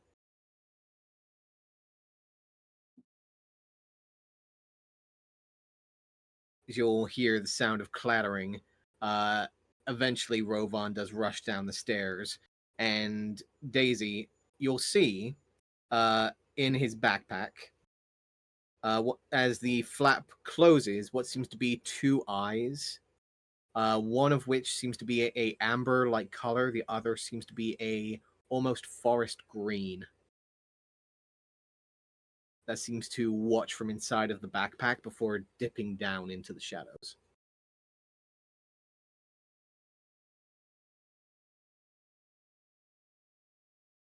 For those that are quite observant and those that are there, Rovan seems to have not changed anything in his clothing, seems to be still wearing the same leathers and hides that cover his form. However, now seems to be adorning a set of almost shining golden and radiant white gauntlets. that seemed to be flowing with the same radiant energy that was rising and flowing within his eyes and his knuckles. You will also see what seems to be a large shield that is currently resting underneath his backpack. And it would be Vrek and Vannon and Daisy, technically, that would immediately recognize that the shield that he is adorning seems to be made out of dragon scale.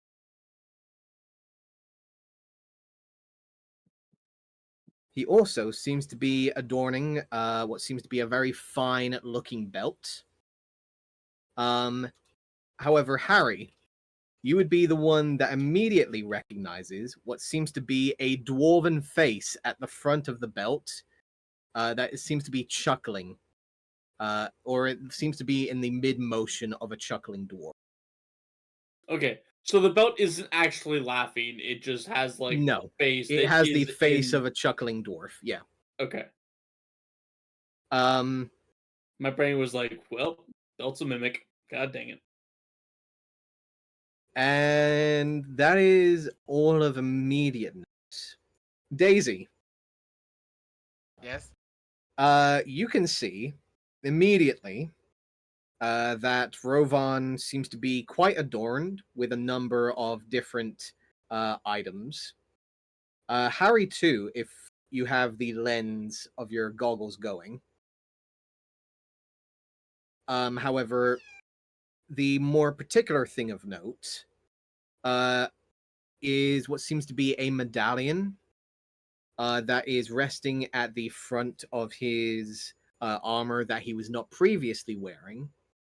That seems to be a medallion covered in jade and crystalline vines that seem to have a rune in Sylvan in its center.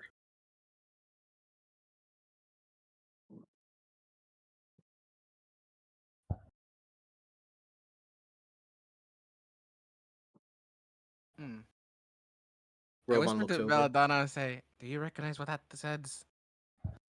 The arm shield will glow for a second, looks over. Yes, I do believe I can recognize the language. What is it? Hearth. Huh.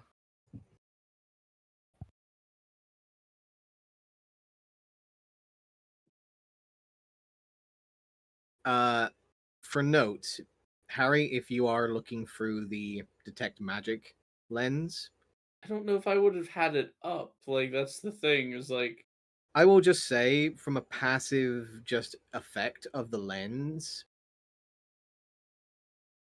Rovan is glowing like a,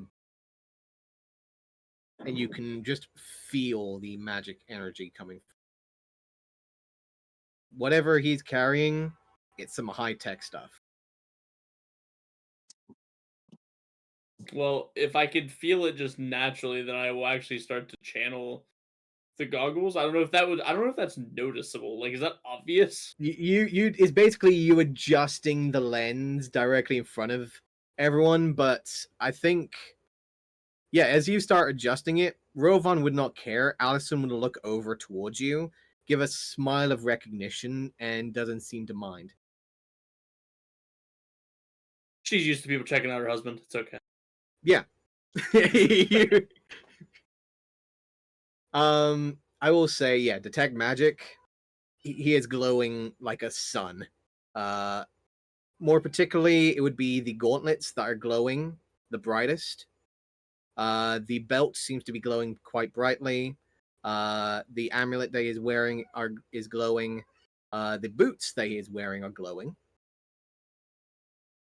And the belt, not the belt, sorry, it is the shield, of course, is glowing as well.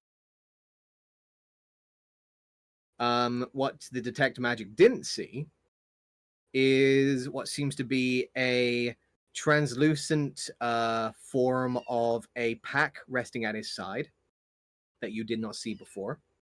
as well as a second shield that seems to be resting on his forearm, very much like Daisy's buckler. However, due to his size, it is a regular shield that he's holding on his forearm. Okay. However, all of them seem to radiate enchantment.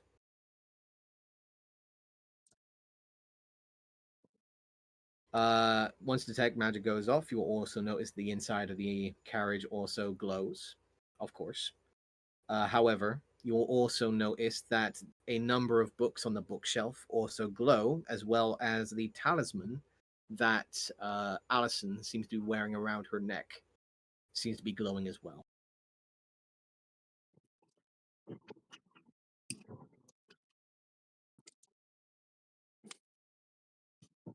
Rovan seems to be quite eager to join you. Allison looks over at the group. Anything else that you need me to take care of on the sidelines? If there's any information you need me to take care of or gather while you are taking care of these matters, I can do so. I'd hate to be stuck here, unable to help. Hold on to this. And I pull out the Elder Sweet 3 seed. She'll look it over for a second, give you a slight glance. Where did you find this? It was entrusted to me from when I left home. If see. I were to die, find someone else to carry on this mission. Put the seed at the tallest point on this continent. That is all. I will do what I can. She'll glance between you and the seed, and with the passive perception, you can quite clearly see that she is mesmerized by the seed. Oh yeah. But she will carefully take it. Yeah. They want to see this. Where is it? Image. Can I put it? Oh, you cannot. I'll put it on Discord. So, anything else you're wishing to do within the carriage?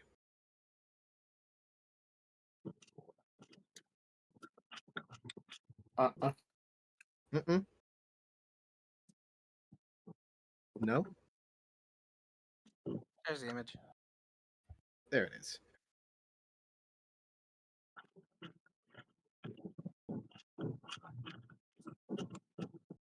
Anything else anyone wishes to do before I bring everyone back? Not myself. No, I think we're good. We just wait for the professor to finish his business. All right. You guys will make your way out, now accompanied by Rovan, as he seems to be quietly talking to Dune on the side about a few things of what he might be coming across within Avin. Let's see. Vannon. Yep. Anything that you're wishing to do while everyone else is out and messing around?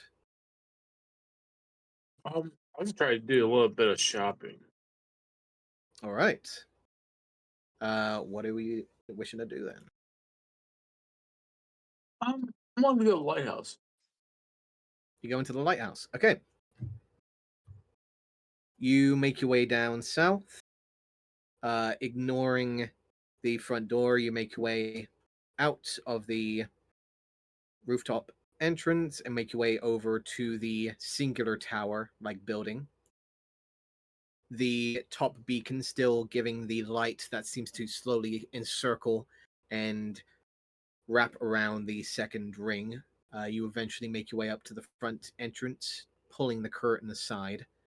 You can see the three Cambion individuals currently working away at their own separate projects. As you'll see the center Cambion, relatively thin looking, reasonably darker red skin, makes his way over, gives a slight chuckle under his breath. Well, hello there. How can I help you today, Koinos? Good day. I'm just looking for see if you have any uh, different types of ore around. Oh, we have plenty. What you after?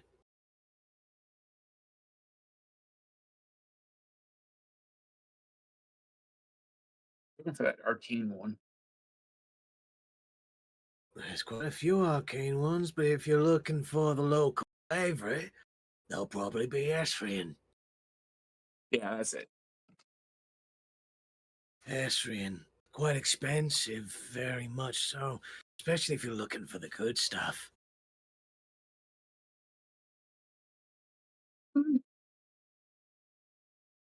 I might. I think I probably could do some good stuff. Well, how much have you got on you then, friend? As you'll see him step forwards, looks over at the other two, who seem to be partially watching the conversation, however, seem to be continuously doing their work. I have enough for some. All right then. If you're looking for the good stuff when it comes to Essrena, you're looking at maybe around about 500 gold a pound. And just out of curiosity, how much is the cheap stuff? Like the one that's basically garbage. Oh, the cheap stuff. No, I don't think you'll want cheap stuff. No, I don't want it. I don't want it. I'm thinking for someone else. For someone else. Yeah. Who are you picking up for? Maybe we have something on our orders. I doubt it. He doesn't really talk to a whole lot of people. He's very odd. He just kind of mums around and bumps into things. I see, I I was see. trying to get a surprise for him. Well, if you're looking for Essrena, the good stuff, you're looking at maybe around about 500 gold per pound. If you're looking for the cheaper stuff, You'll give a look over towards the others, who are now partially listening in. you may be looking at around about 300 a pound.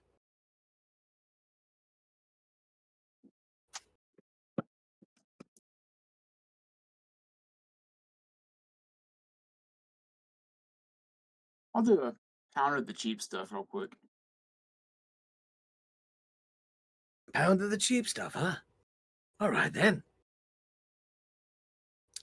You'll see him quickly start making his way down to a small trapdoor next to his workstation.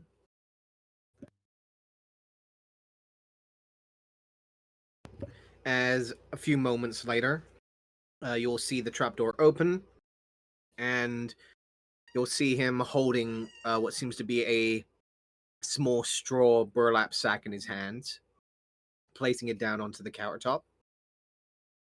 There you go, friend. 300 gold worth of Essrena. I give him 300 gold and I walk out. All right. He will shout towards you. Pleasure doing business with you, Coin. Thank you.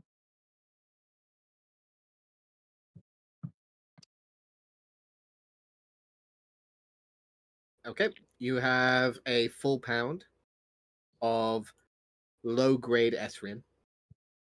Actually, I was gonna give it to Rick when I see him next. Okay. I'm guessing you're returning back to the house Yeah. once you're done there. Okay. The moment that you get back, Vrek is currently working away at his at the dining room table, currently working at a few of his pieces of equipment. I walk over to him and hand him. Here you go. Here's a nice present for you. Give him the pound of Esrian. You throw the bag over as he will quickly open the bag, inspect it for a second, and will look over towards you. Vannon, what is this? Esrian. he will smear one of his claws against the material as you'll see him check it over for a moment. It seems quite powdery for such a Yeah, harder material. they don't have exactly the best quality, but I can get you. Are you sure this is of sufficient quality? I'm not sure. I'm not sure what you're needing it for, so I can find off at short It notice. is a important project, but nothing of.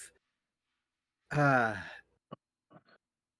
you'll see Vrek take a moment, quickly rush over to the notes that Daisy and himself have checked in the past. You said this is Essrena. Yes.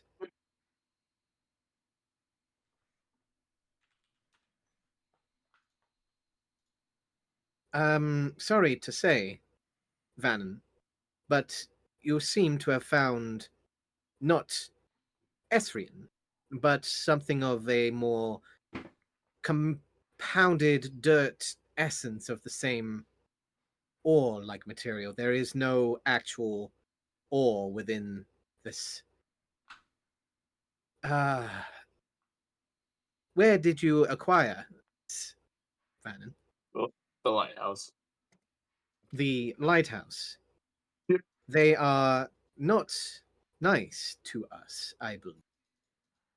Not kind to outsiders.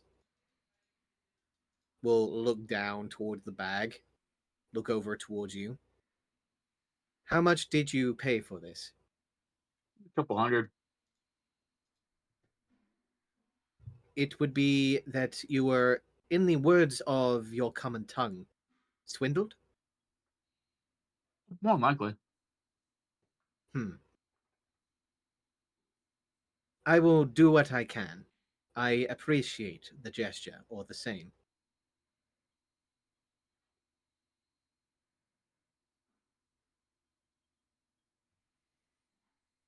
Thank you. Mhm.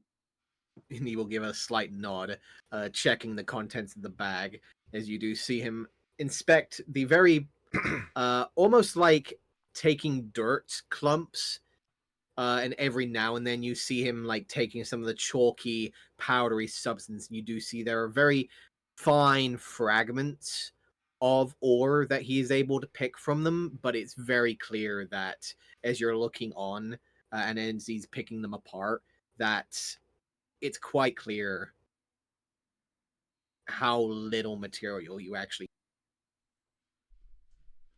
Do I feel When like I was any of in- it's usable? You'd believe maybe a tenth of is actually usable. Maybe a tenth of a pound. Maybe a tenth of the pound. All right, I'll probably use that to experiment with, and then rather than actually using it for anything. when I did the purchase, did I actually get a good view of what the guy looked like? Yes. Relatively around 5'11", relatively dark crimson skin, dark goat-like horns that seem to curl around the head. Slim, but still reasonably lean and muscled due to his profession, Great. but easily recognizable. I got his name too, right? Never got the name. Nope. Okay.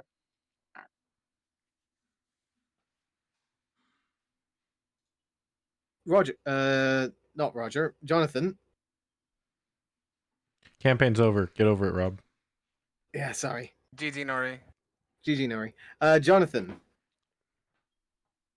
Yes. Anything that you're wishing to do since you have applied your face mask? I've noticed nobody is in the house. Take it. With Professor gone, Vannon slipped away. Vannon slipped away. The only one that would be still home would be Vrek. That was checking over most of their equipment and preparing a few of their materials for the upcoming expedition.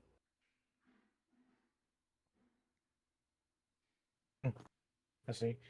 I'll, as Rek is checking equipment, I'll just kind of strike up. I mean, not really, just converse with Rek about uh, basically the city, if however the conversation will go. Very dry Trying to learn as and much as boring. right. That's how the conversation goes with Freck.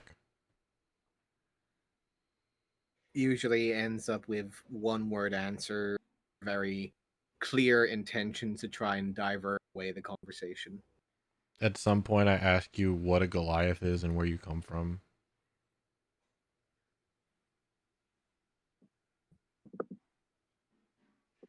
And then somehow It go would on a tangent be on how humans and Goliaths couldn't possibly be related. it would be around the point where the discussion of Goliath comes around, where Vanna returns bag. Gotcha. Just Jonathan continues to just observe and get a sense of the surroundings and see how the flow of things go. Stranger in a strange land as it is. Getting a lay of the building itself, you'll find that the first floor, does seem to have a living room and a dining room space, as well as a study. That seems mostly looted of anything of major value. You can see that there are clear decanter and like bottle holders that previously would hold liquor, but has been salvaged and taken. You'll see a number of books have been taken and replaced on the bookshelves that are still mostly filled, but a few spaces can be seen. A number of pictures can also be seen of what seems to be a younger version of the professor, as well as what seems to be a young looking human male wearing glasses, very curled looking hair, with a slight goatee like mustache and beard. He seems to be smiling, holding the professor in a very friendly and familiar, almost like a familial like tone, as you'll kind of recognize that there is a clear indication of you're probably in a family home of the professor, which I think has been discussed before. Mm-hmm. Looking around, you do see there's a number of different pictures of this glasses wielding individual, involving a number of pictures, including him holding maps, pointing towards caverns and tombs, as well as showing displays of victorious fights over creatures involving golems and dragons and all forms of manner of creature that you do recognize a few in some of these displays. However, it seems to be a very clear sign of self reflection amongst most of the walls and decorative pieces that you can see that show a very family oriented person alongside of his work. You'll see that there are a number of hidden passages and hidden compartments that you find have been partially opened. However, you will take the time to find what seems to be one final hidden compartment near the back of the kitchen, given your previous experience of finding hidden passages and nooks and crannies. To find what seems to be a very fine looking bottle of dwarven mead that seems to be resting there. A few cobwebs and a little bit of dust seems to be resting over the top, but it seems to be a very fine vintage that you have found during your time.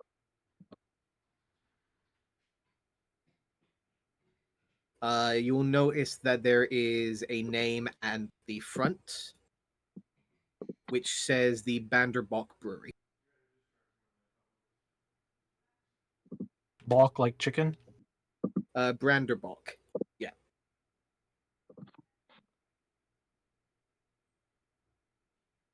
I'll just make a note of it. Excuse me. Any logo insignia or just sort of a name? You can see that the label's mostly faded. However, you do see that there is a name of the old-fashioned stout, and what seems to be a drunken dwarf currently resting against a barrel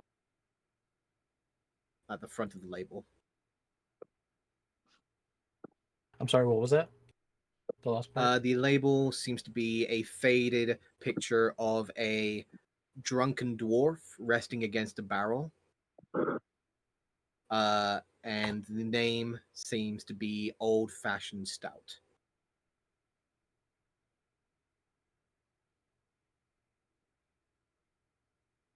Uh, is it a bit startling that it's in common? For you, yes, especially given the fact that you know that this place is a very native Right. infernal native language. However, since that you are in a home of what you would believe to be someone from the Empire, you would believe that there's some vintages and imports that would allow them to bring stuff over here that would have the common label. But you do recognize that this is clearly not from around here. This is clearly a vintage from the Empire that has been imported. Okay. Yeah, I'll make a note of it.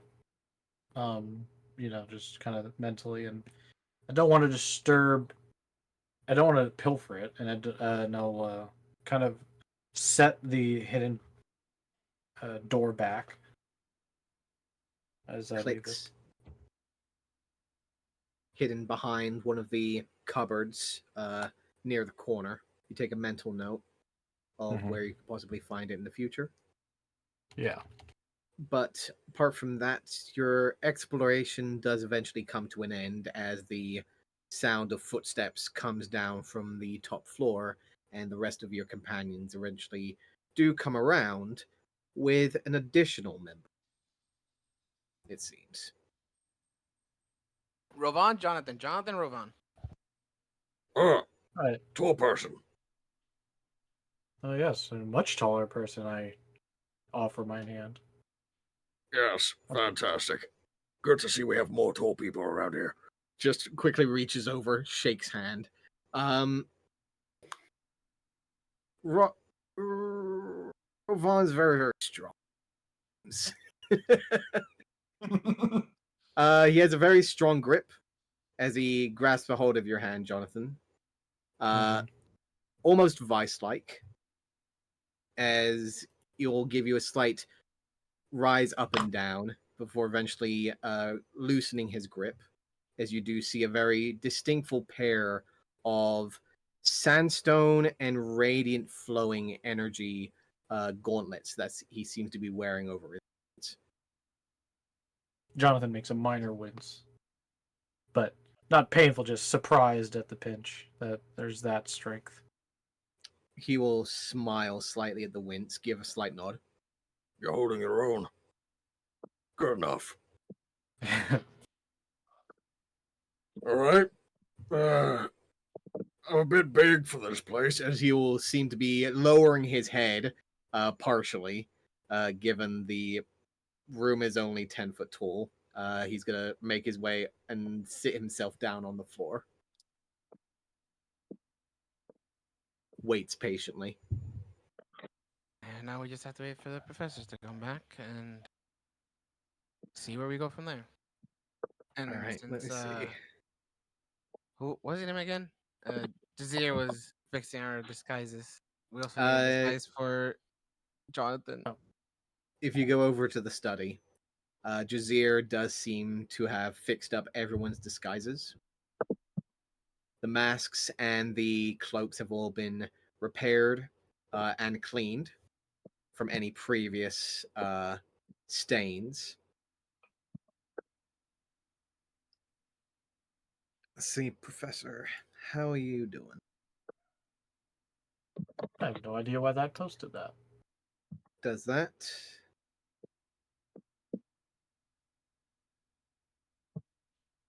Oh. Oh my. Okay.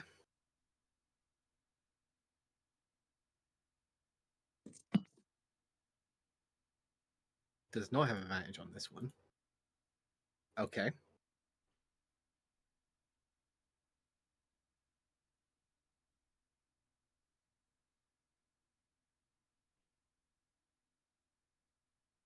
Do.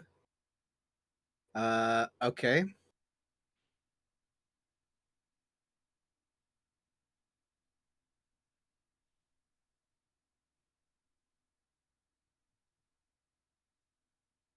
Okay.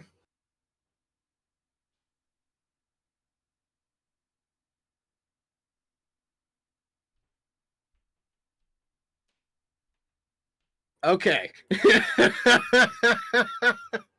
Apparently the professor's rolling like fucking crazy. So after maybe 20 or so minutes, none of you will hear the professor return until he eventually clears his throat. Will lean against the stairwell and look around. I'm done with whatever we're doing here. Hi. I've met you before. Points over towards Rovan. He's coming with? Yes, I managed to convince Allison to lend us her husband for 3 days. Okay. Cool. Big And person. yes, Very in case we recognizable. get into a fight, that's where Rovan comes in. Gotcha. Okay, cool. So big guy. Got it. Just looks over towards you, Daisy. Are we responsible for him? I'm responsible for him, yes. Noted. So I might have gotten a few things for us. First of all, he will quickly take out a few things from his pockets, place them down onto the table, as he will place down what seems to be 5 vials of red liquid. Uh, 4 of which seems to have a golden-like, no, a silver-like texture to them. One of which seems to have a golden-like texture to them. The professor will also place down what seems to be a coin purse onto the table as well. Looks over towards you, Daisy. You might want to put that in the bag.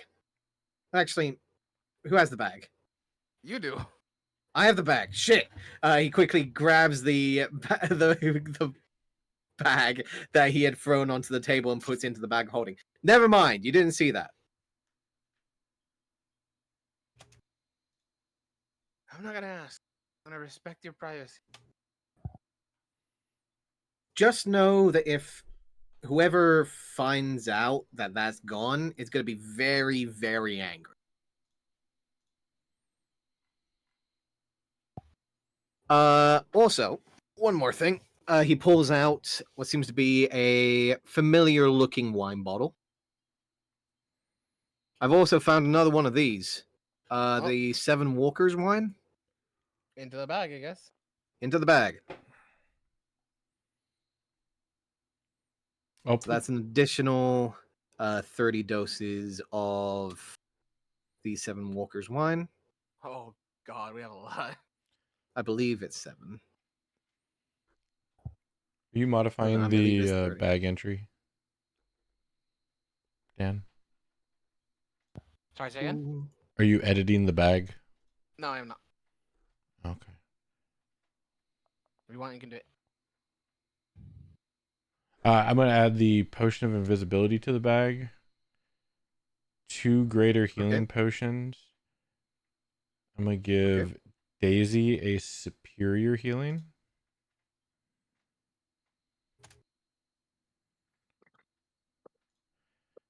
Harry should have a potion of haste, and I think I gave the other one to Dune. You did. And I am keeping a greater, a superior, and the oil of etherealness.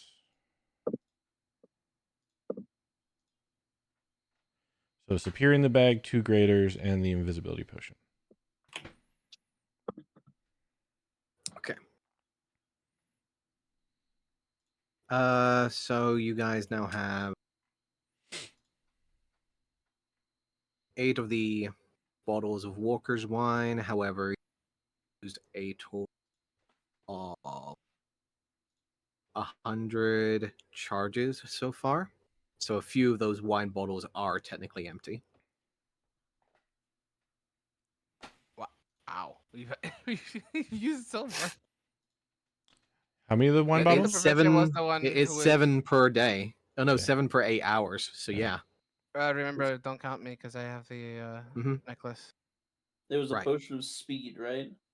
Yes. 2 potions of haste, Yeah, it's called potion of speed. So but it's called a potion of speed. There was a potion of invisibility which I'm giving to the and bag, a potion of etherealness. which I am keeping. Do I want the legacy or the regular? We're on legacy in Like I said, Rob's game. Everything's legacy if it has an option. Okay. you are Try free to to see- change the within the bag of holding if you wish. Where is it? Oops, that's not what I want to do. Let's see. That's Let's do. Professor's gonna tell. So whoever's reaching for the red vials that he's placed down onto the table, he's gonna look around for a moment and just call out for a second. By the way, don't consume the one with the golden hue on it. Is it one of those reverse ones that actually damages you? I might have taken it from the guy that bought it the last time that we were here.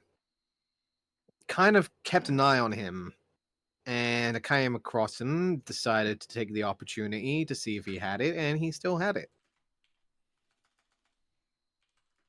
Okay, I want to try to see what type of potion that is then, since I have experience making healing potions before. With my Roll me a nature check, please. Can I assist? You can assist, yes. I will definitely help you out with my vast knowledge of potions. Aight. So I'll give Natural you 20. advantage. Oh, is it natural 20? No, No. it's not natural 20. Damn. Just roll the 4 on the d4. Yeah, okay, so 21. 21 will basically allow you to know that this is indeed a potion of greater harming, or also known as a potion of poison, of fake healing, essentially. Potion of big ouchies. It is disguised as a potion of greater healing. Oh no, sorry. It is disguised as a potion of superior healing. And will damage the consumer by the normal amount that they would normally heal. So you would know that normally, whenever you consume a superior healing potion, I believe the contents is 8d4 plus 8. Yeah, that's a quite If ouch. someone consumes this particular potion, they will instead take 8d4 plus 8 poison damage. Bottle of Ouch. lesser fireball. That's what that essentially is. We know does it have to be consumed? Yes, it does. With this particular poison, it does need to be consumed. Inhaled, consumed, Inhaled. either or. Yes, inhaled if you are able to pour it down and they inhale it. Did I don't anybody- know if you can turn this into a gas, but you can certainly try and fog spell the sucker. We might have to hold on to that. I'm just saying, if we use Baldur's Gate logic, I should be able to smash the bottle and then heal around it. Vanon's making freaking tear gas. Okay. Did anyone add the potions into the bag of holding? No. I don't think so yet, no. Holy cow! So now we have 8 greater healing potions. Yeah. Okay. You guys are We have a collecting lot for of the right potions. reason. Yeah, we have a lot of You potions. you save them for the I right know. moments. It is what it is. See, I have 2 regular potions. 13 and normal that's healing it. potions. 13 regulars. We have a superior, a greater. I'm gonna save to update that for you guys. Yeah. Fear the day that you run out of those potions. It's starting to make me think I should actually finally stock some healing potions. Usually I let Takes all them out of the switches bag have of them. holding. Gee, absolutely have at least 1 or 2. I have 2 regulars, but like I've had these things for so long, and I don't ever have these. Yeah. They're good emergency buttons if the healers go down. So everybody should always have a healing potion. Okay, Or so important question.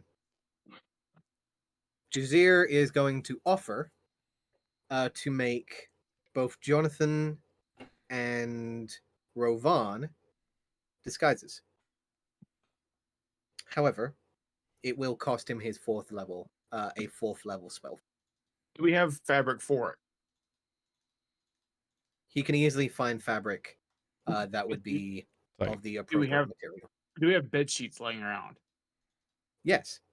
Does he know Right. scrying? Does Jazir know Now- scrying? Yes. No. All I right. need to find With- my target. So I'm right now. I've experienced with Weaver's tools, and I have Weaver's tools. I have the fabricate spell, and everything I need with the cloth and everything else like that to fabricate those items. Correct. Okay. and Yes. I can make disguises if you need it. I'm pretty good at that. Okay. And it's not if dispellable. you're So I'll make it with Weaver and stuff like that, and then have Brett kind of fine tune it out a bit. Yeah. I have Okay. Smiths and Tinker tools that I'm really proficient. If you need any supports into the costume, Yeah, you can put Okay, like I will little say- accents and buttons and stuff. if everyone is wishing to take a hour, quote unquote, short rest to construct 2 new disguises for both Jonathan and Rovan, I will say with the collective efforts of everyone, as well as a fabricate spell from both Vanon and Jazir, because he was going to use 2. So Vanon, if you're wishing to use the spell slot for fabricate, Yep. see. Actually, hold on. How much raw material can you make? A large object. Actually, you know what? No, if you're wishing to use it yourself, either Jazir can make the disguise or you can use the spell slot to make the disguise. I'll use a spell slot for it. Okay, so Jazir does not use 1 of 4 spells, so he still has a few of those because he is a simulacrum.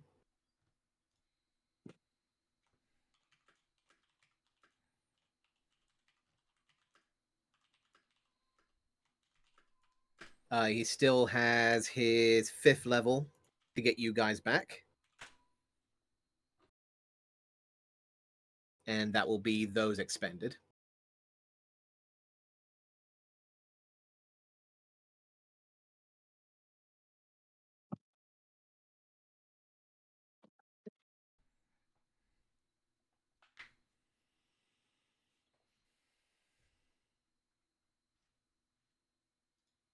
Anyone else wishing to do anything in preparation? I would like to ask Jazir if the Cinder Clasp and the what was the other one called? The Cold Grasp clasps are actually made out of the ores, specifically the Yatini one and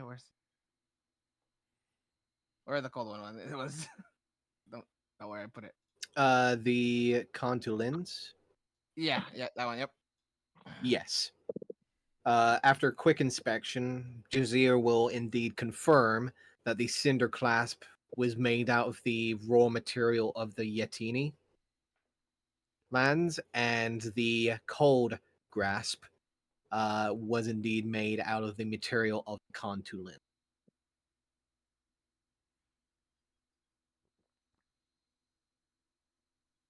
All right. Thank you.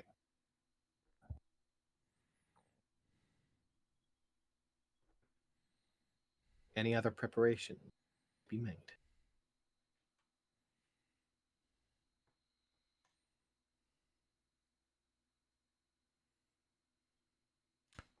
Nothing I know of. If not, all right. In that No, I won't. case, you'll listen out, waiting a moment. Roll me a perception check, Daisy. You do hear slight sounds of movement as Jazir is starting to make preparations of the teleportation circle. You do hear the sound of footsteps rushing down from the rooftop, making their way down towards you.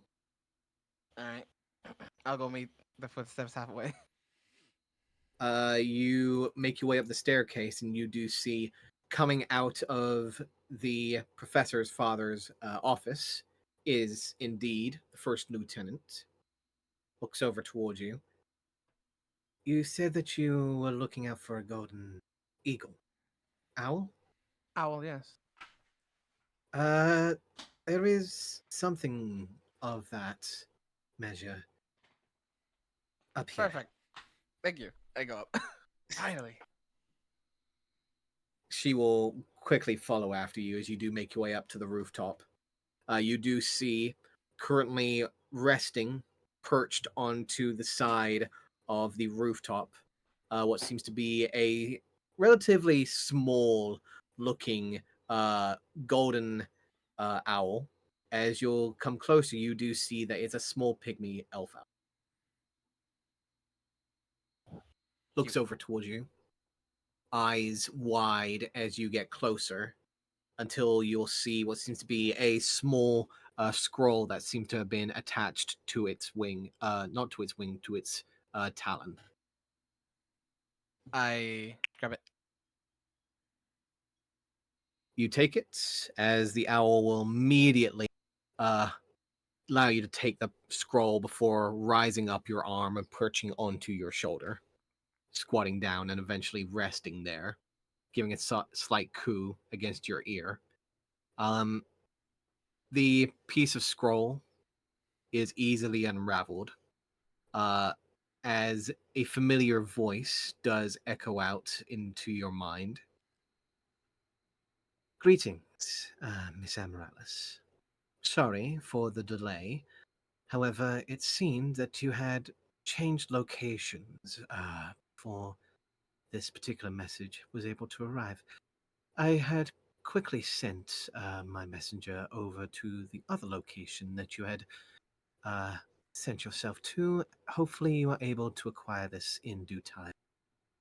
I have found a relative contact that has been making their way within the foundations of the inside of that particular fortress. We have found what seems to be a small teleportation circle within the confines of the fortress. However, we are not able to get the runes to you at this moment in time. If you are able to get in range of the fortress, we could possibly bring you in by that measure, using the contact to instead draw you into the teleportation circle's location, allowing you to infiltrate from within. We could also have the means of having you enter from a different avenue. We believe that there is a number of tunnels, a sewer system that seems to lead underneath Avin. We believe that this tunnel system could lead into another interconnecting set of tunnels that lead further deeper within Avin itself. We're not entirely sure where these tunnels lead to, but it seems to be another source of information that we found is quite interesting. The source of this particular entrance to the sewers seems to be underneath the fountains in the center of Avin.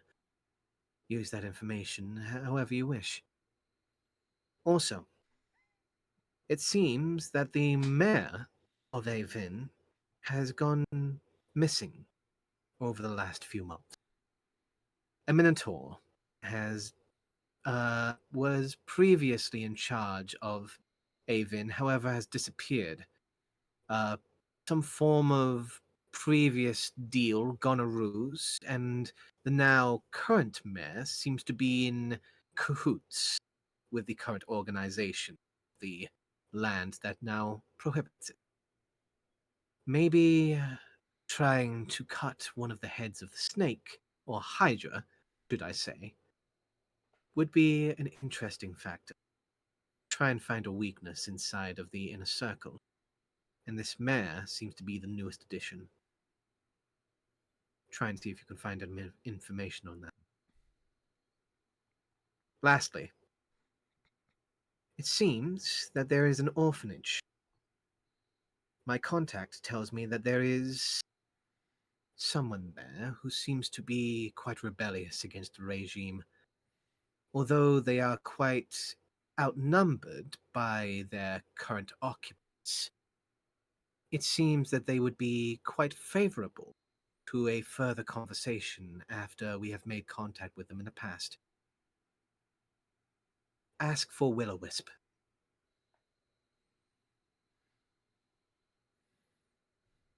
Apart from that, that is all the information I can gather during this time. Please contact me if you have anything further to discuss. Yours truthfully, Storymaker. We're just down there. He's making the teleport circle. Like, come on, Daisy, let's go. She's just scrolling through this giant scroll. Jazir's calling out, are we going or what? She's like, hold on, it keeps going. Oh, Hold on, someone replied. I gotta look at the reply. Hold on. Jazir does taking the full minute. You guys are patiently waiting as he seems to just make his way back over to the Professor Father's chair and just sit down, taking a moment to wait for the information to pass on. Yeah, I'll pet the owl, send down its way, head back down. I'm like, all right, I got good info. No, it's okay, Jazir. She's doom scrolling. Don't worry. Jazir just looks over, just pulls out like what seems to be a small little notebook, like book in his hands. Just turns the page, looks up. Hold on, finishing a chapter. You made me wait. I'm making you wait. He's just gonna take a second before closing the book. He makes his way over to the teleportation scroll. Fantastic, and starts activating the teleportation circle. Everyone links up with hands as he will look over to all of you. I am assuming we're heading back to my tower, yes? Yeah.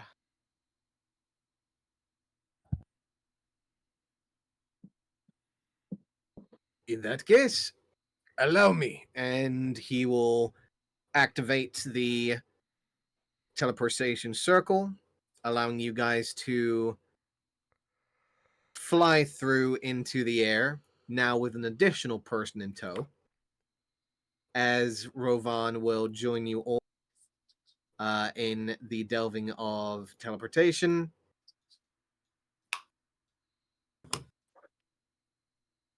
Oh, I'm on the wrong one. Let's see. Bring you as well.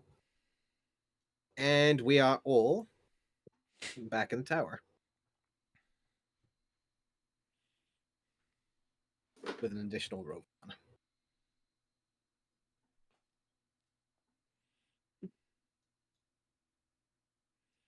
That is Jazir's second and last fifth assault.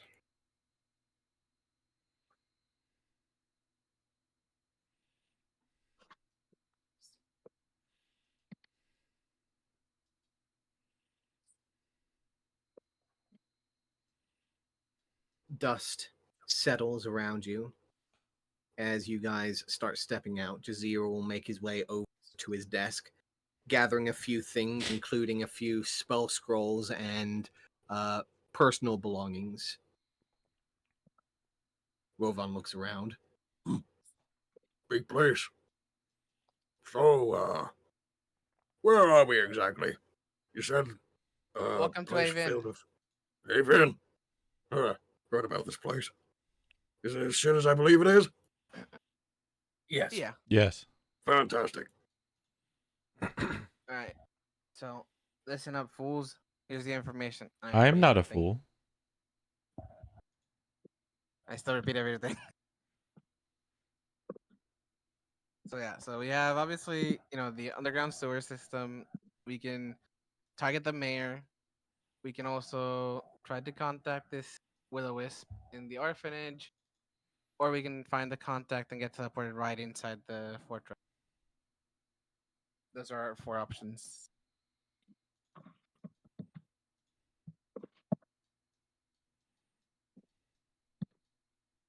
Any suggestions?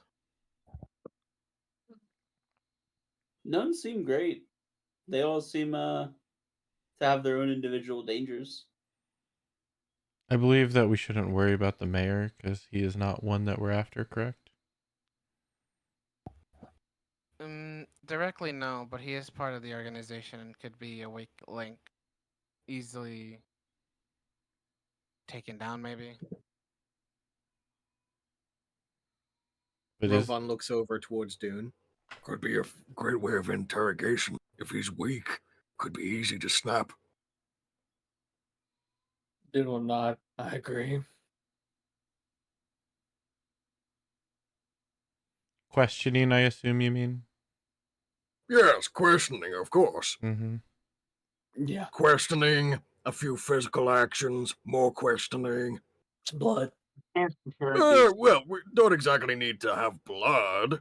We can still Well, make him not? talk. Look, there's 3 levels of interrogation that we have in this party right now. We have the good cop, the rough cops, and the guy who will skin you alive. Points of Anon. So I'm sure he'll bend once we get to the flayed alive portion before we even have to get there. So Who says anything about being flayed alive? He has plenty of bones for that. I'm kind of like, look at Daisy. If we're killing him, We're not we're killing not him. killing him yet. I agree, we're not killing him. Maiming would probably be the most of it. rolls his eyes. Fine. Yeah, if we Savages. kill him, he can't answer questions. Precisely. That's not The entirely correct. The best outcome is we grab him, whoever they are, and then we interrogate them and put them someplace where they can't escape so that they don't go and tell their big boss.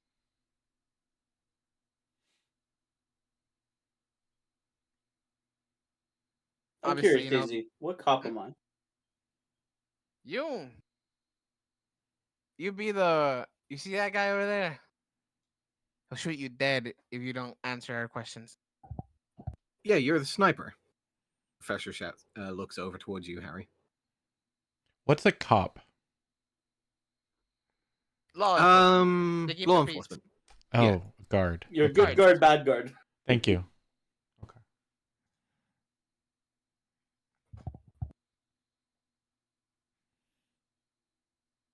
If you believe that we can get useful information from him, then I guess we can track him down. But that may be way more time than we need to waste. Because are we Yeah, I at would 6 say- days now until contract? Yes, I have 3 days with Ravon, Rovan. Speaking of that, if you need me for a little longer, I could probably stick for maybe double that time. All right.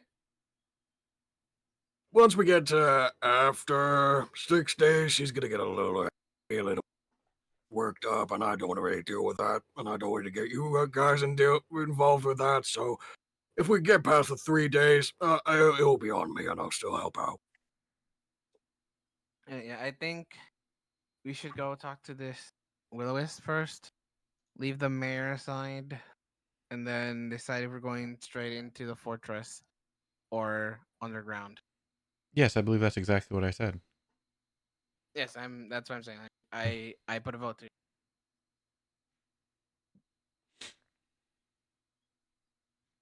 Anyone else want to vote on anything? The professor looks over. I'm down to check in with Will-O-Wisp. If they could be an additional ally in this place, it could be useful. I'm sure you could make them an ally.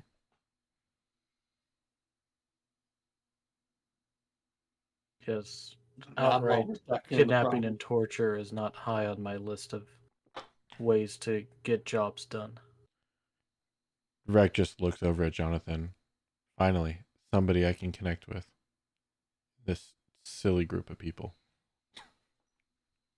I show myself, guys. I'm not exactly happy with torture either. I don't know. Ugh. But that's beside the Anyways, point. So, Will o' the Wisp. Yes, still here. Willow of the Wisp. Is that a plant? No, they're well. If we're talking about undead things, they're usually these like little orbs of light. Yes, balls of energy. I've heard of Is- them. Yes, they do things and are a pain in the ass. So we're making friends with energy. No, that's just a cover name. Code name. I find last time I fought some, they zipped around a bit. Wait, you Yeah, fought they'll do that. the person we're talking to? Will-O-Wisps. Right.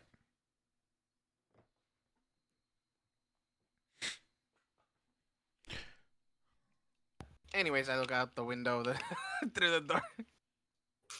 All right. So we are leaving. You look through the peephole. It is daytime. You do see there are crowds of people moving back and forth throughout the thatch-like huts and the stone-like buildings of the center of Avin. However, you can still see that there is a large, empty perimeter around the tower, as per Alright. usual. Alright, let's sneak out southwards and then double back towards the plaza, towards the orphanage. Quick question. Have we taken a long rest since? Yes. Oh, okay. I need to go through my spells. I'm sorry. No worries. Yes, everyone has taken a long rest. So if you have points of exhaustion, you can remove one. But just the one, or was that now Just two? one. Yeah, that's what I thought. Since the fight. Some of you will notice that Jonathan does look reasonably exhausted still.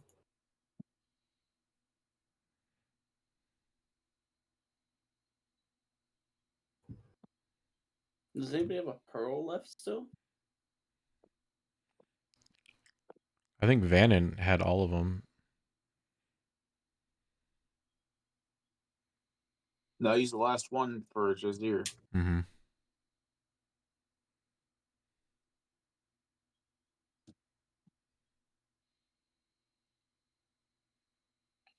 Oh.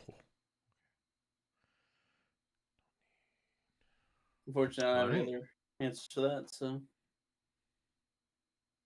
All right. For the time being, Jonathan looks reasonably exhausted.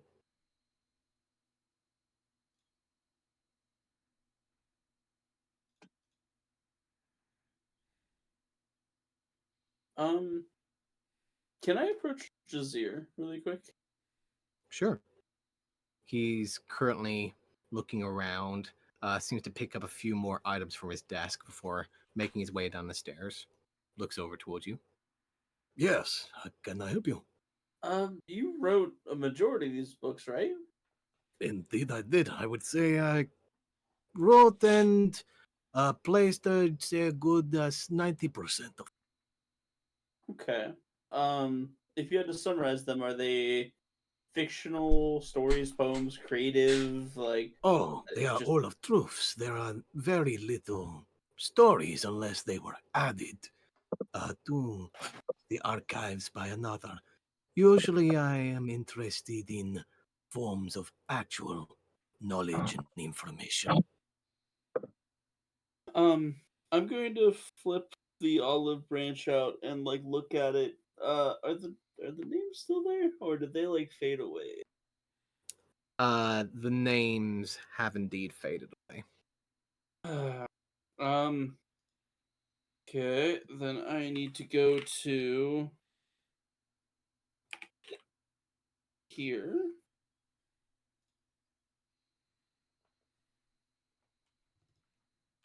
And then here. Yeah. Would you by chance recognize the names Yunt, Brainov, and Kravius Frenvire?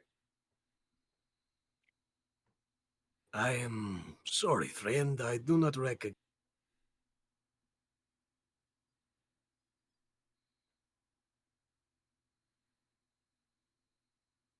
Did we lose Rob or me? No, Oh, I do I not thought it was me. recognize these. I do not recognize the names. No, apologize. Okay. It was worth a try. I'm still trying fully to figure out who they exactly might be, but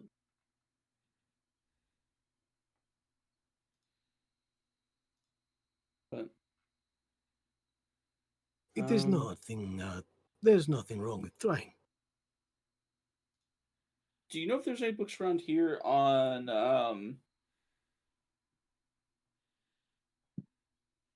different materials that might be used in metalworking or tinkering around here? Metalwork and tinkering. During my time here, it has been a long time since I have actually been on the material plane. Uh, However, I do remember that there was a strong particular material that would allow people's magic to be enhanced. I do not know if this has changed, and the material is reasonably harder to find.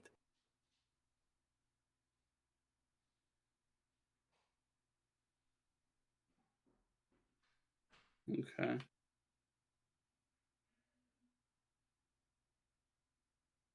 Does the library have like a Dewey Decimal System or anything to like search up things?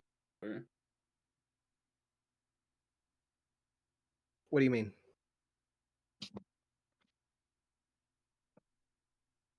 um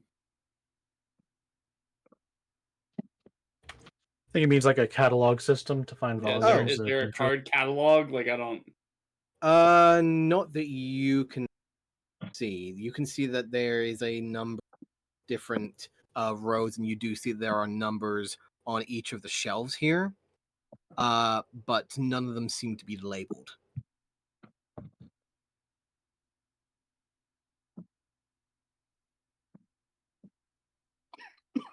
that'd be too easy, wouldn't it? What exactly are you looking for? I've heard stories of different materials that can be used to improve metals or different things like that to increase their strength or like maybe to The like materials of Essrena? Yes, I discussed not certain not matters with cannon this. rock or like Yes, metal. yes, materials that are from the surrounding areas. Not cannon rock per se, but there are extra materials that surround the entirety of Essrena that have their own possessions. Cannon rock is more volatile, creates fire, but there are others that create other things and protect people.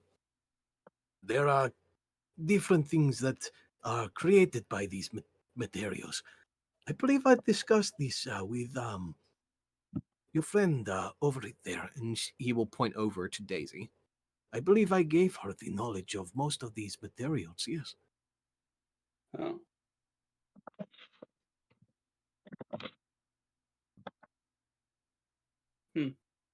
So like you have like the breakdown of like what I would combine with like basilisk eye oil to increase weapon strength. Basilisk's eye oil. So no.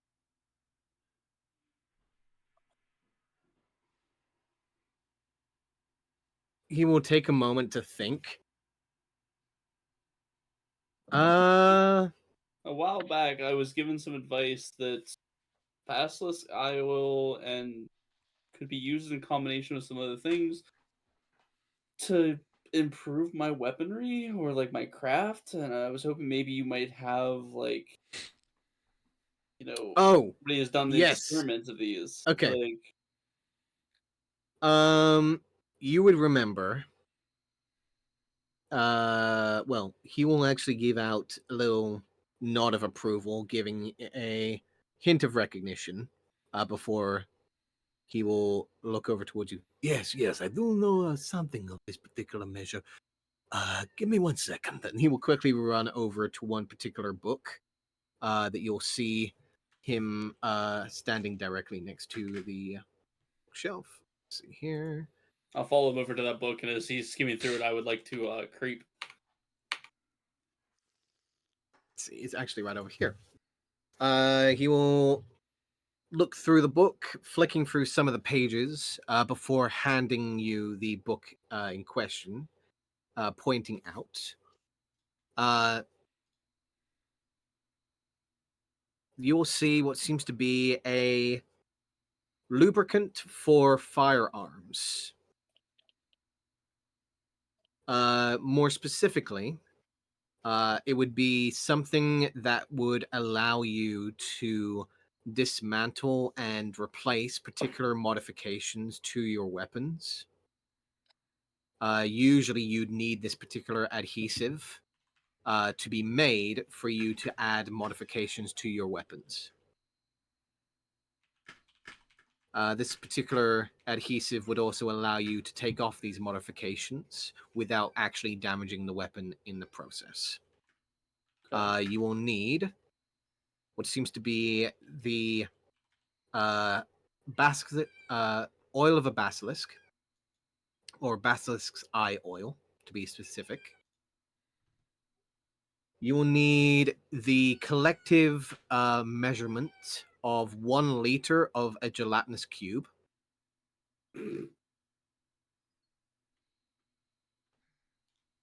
And what seems to be...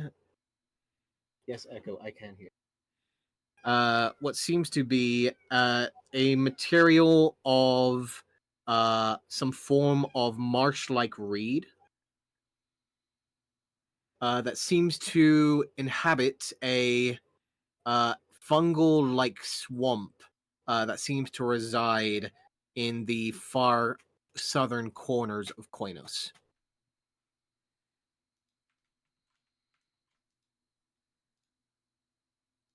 So,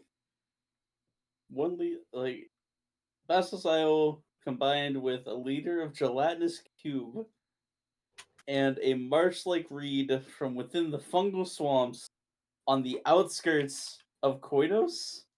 In the southern end of Koinos.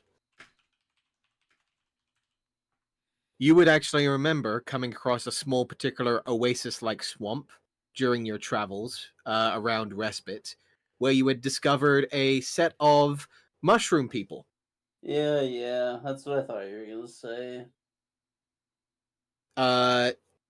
You would believe that that is probably the location in question.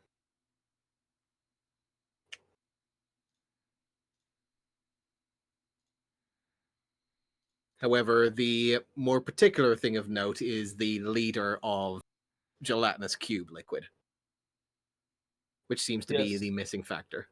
I'm sure it's totally easily containable within a normal glass bottle, right? We can definitely find out.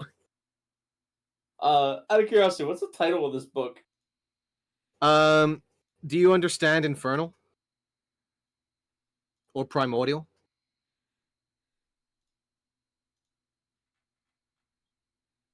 Um, how close is it to Gnomish? No. Just gonna say no. Yeah, that's the easier answer, but I was gonna try. How close is it to Gnomish? Not at all. Not even close. And that's probably about the closest I'm gonna get. So,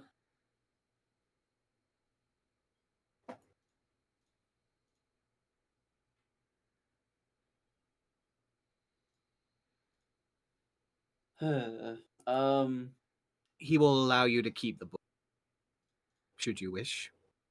I mean, if I can read it, then sure. But like, am I able to read it? No. It seems to be written in Primordial.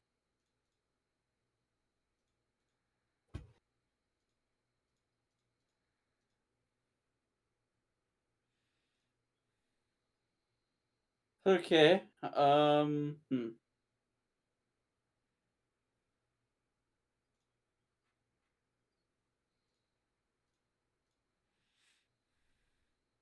traveling with my friends. Meanwhile, Do any of them know comprehend languages? Yep. Well, they also know both those languages.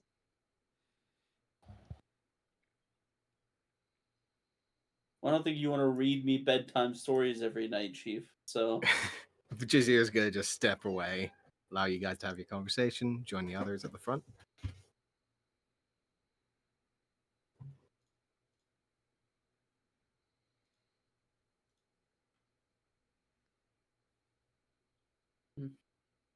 Anything anyone wishes to do, unless you guys are done.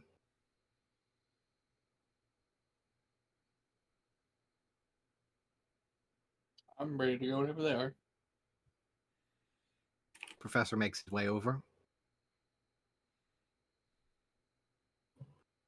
Vannon, you have the hourglass, correct? Yes, I do. Okay, so that's gone. Daisy, looking outside, let me go ahead and just give you an idea of what you're looking at the moment.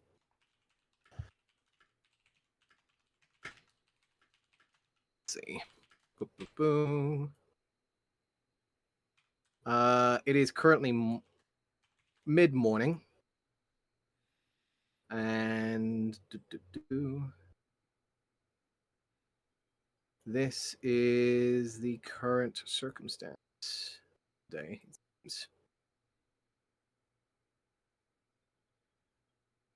Oh, a few people are crossing over. Didn't mean to do that. Okay. Crossing over. This is what you John see. Edwards. Boo-boo. You can see this at the moment. Large Vanadoo? number of them. Sorry.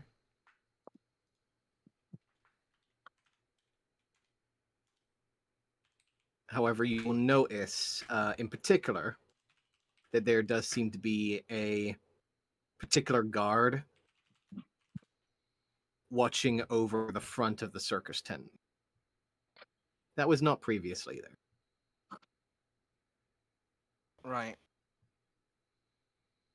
So I would let them know that the guard presence has not only increased, but they're definitely keeping an eye on that tent of the circuit.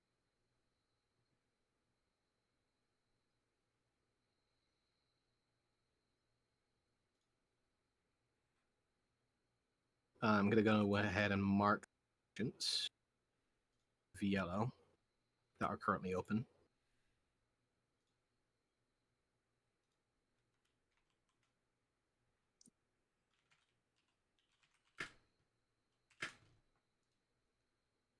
And should you wish, I will allow everyone to take a look as well. There we go.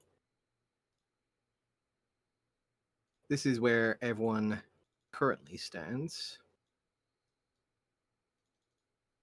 in the mid morning.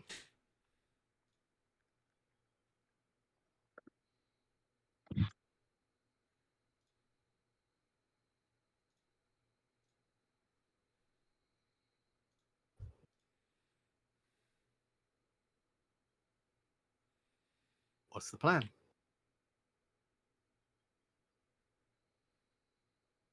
I would say we should double back, like go south and come back to the west or here. And then we can head up to the orphanage. That way we To don't the go. south of this location, there is additional thatch-like buildings that seem to be all residential-like areas. To the west is where the construction of the Can Rock carriage is, where you do know there is a number of resting. Yeah, so it'd be more like this. We would go like this way, obviously, and then this way, and then we go back this way. Just to like not draw this like, oh, we're just coming from the tower, you know? That's what I meant. Seems like a good diversion. Good plan.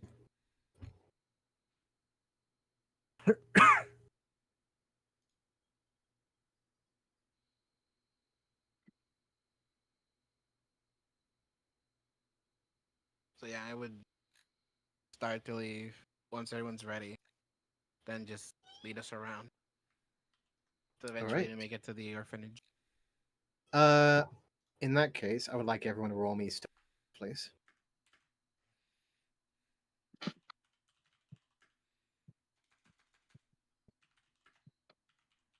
Can I guidance myself beforehand?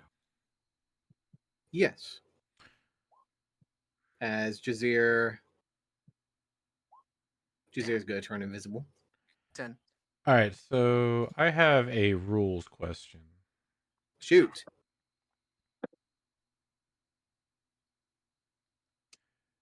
Never mind. Maybe it. So okay, so the first part of my chameleon carapace says, "While I'm not wearing armor, your carapace gives you base armor class of 13 plus your dex." A second separate paragraph says, "As an action, you can change the color of your carapace to match the color textures, giving you advantage on stealth checks made to hide in those surroundings." Okay. Would you say that that only counts if I'm not wearing armor? Yes. Okay. That only counts if you're not wearing armor. Sounds good to me. Disadvantage it is. Yeah. Okay. So let's see if the professor can do some work. Wait. So that. Oh no, that only gives me my third mark. Never mind. I was gonna say, could I use it to Yep. reroll? But that's only number 3. Sadly, no. Let's see. So Jonathan is an 11. Got a 20 from Harry, a 9 from Daisy. 10 from Daisy.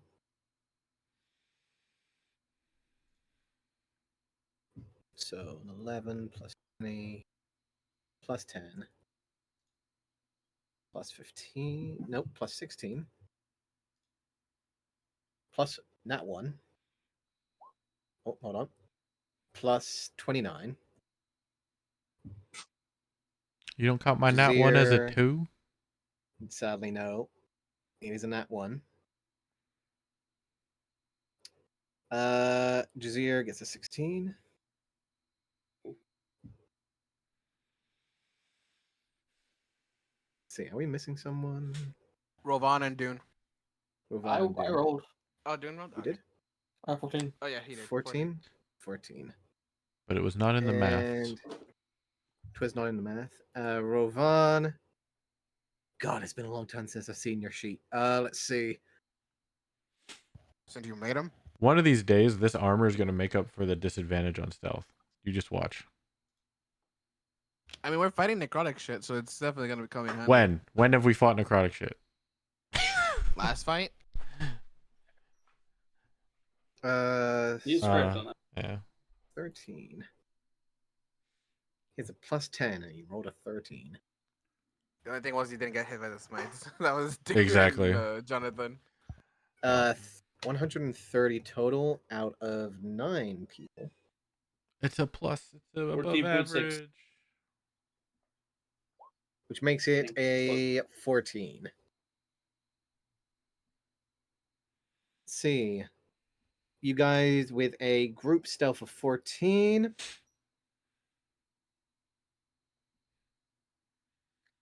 Need to find the passive perception of the guards real quick. That's totally 3, right? Totally 3. They're trained. Must be 5. Okay. You guys will make your way around. Currently unnoticed by the large amount of chain guard that are currently surrounding the main center of the city of Avin.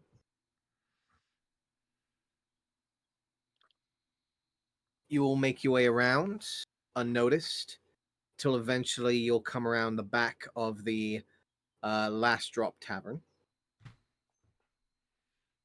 over to here.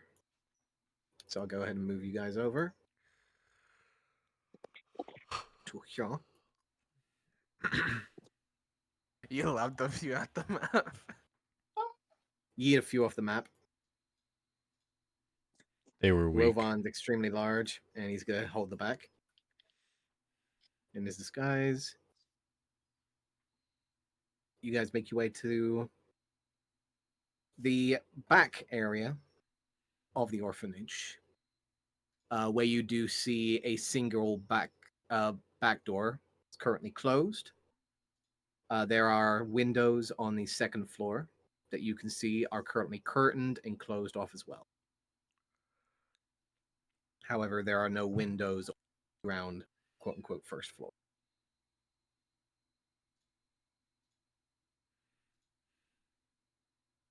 I look at the group. I'm like, I can go inside alone if you guys want.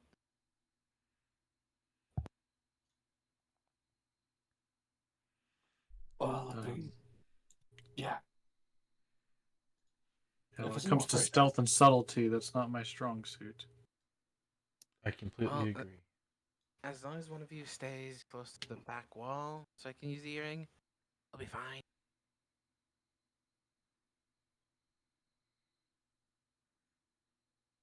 Yes, I can do that if needed.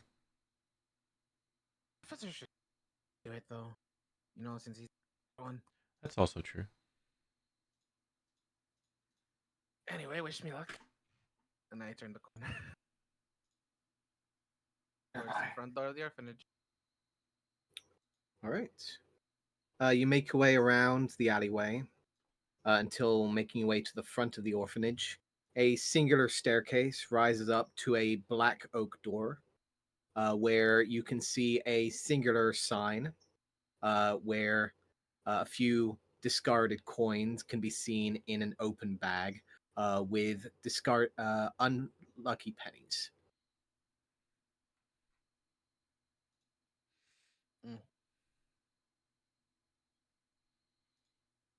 You see the guard looks over towards you. I would gesture as to go inside. We'll look at you up and down a moment. You have an appointment. No, I was wondering if there's to an appointment. Sorry, miss. Couldn't hear too much in this helmet. Want I to was run that by wondering me again? if there's a way to make an appointment. Usually, you'd have to talk to old Penny about that. Do you know where I can find this old penny? I can call up, see if she's available. Might I ask what your interest is for this particular appointment? Wanna look around, see what's available? You see a pair of blank eyes behind the visor of the helmet, staring you down a moment. One moment, please. For he will step up the staircase, open the door, disappear inside. Just look around, As Daisy. you- Somehow an old penny always turns up. As you are standing there, Daisy, you will see this guard step over to the corner, almost partially looking in your direction, but does not seem to stray away from his current spot. After about a minute or so, the guard will return, and you will see what seems to be a very elderly looking female currently steps out with grayish like robes, looks over towards you with a crooked smile, and will make her way out. Greetings, greetings. I am old Penny. One could say the unlucky Penny. You said that you were wishing for an appointment, wishing to look around. I'm afraid we don't allow people to look around the orphanage without proper cause. Were you looking to possibly find a new addition to your life? Indeed. That's what I meant by look around. I see. I see. Well, we do have 4 that are currently available to be seen.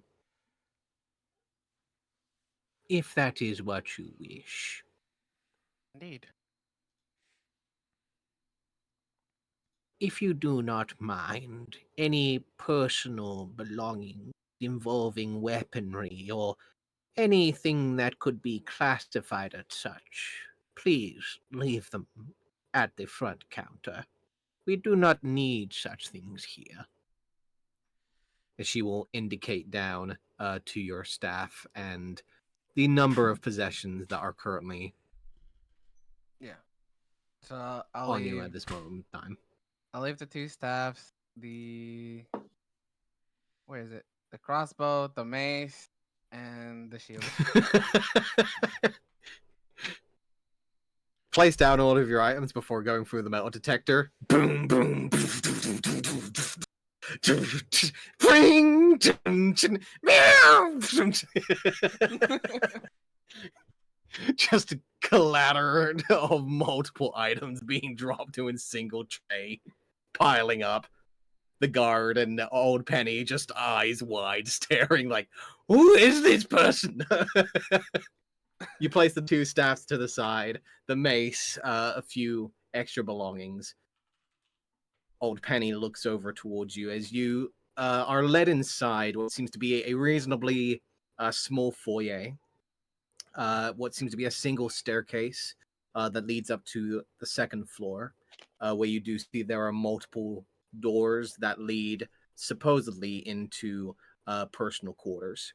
You can see what seems to be a small living space with a singular table to the side and a burning hearth. The fireplace is not currently lit. However, you do see a few small stools and chairs clattered around a singular front room, a few books littered the floor, as well as what seem to be a few toys that seem relatively familiar to more childlike toys, wooden horses, including a few stuffed animals. You will eventually see what seems to be a couple of faces, masks covering them. However, they seem to be poking around the nearby doorway, watching as you step inside. The same masks you've seen most of the residents here wearing. However, you see what seem to be 3 figures currently peeking around the corner from the living room space.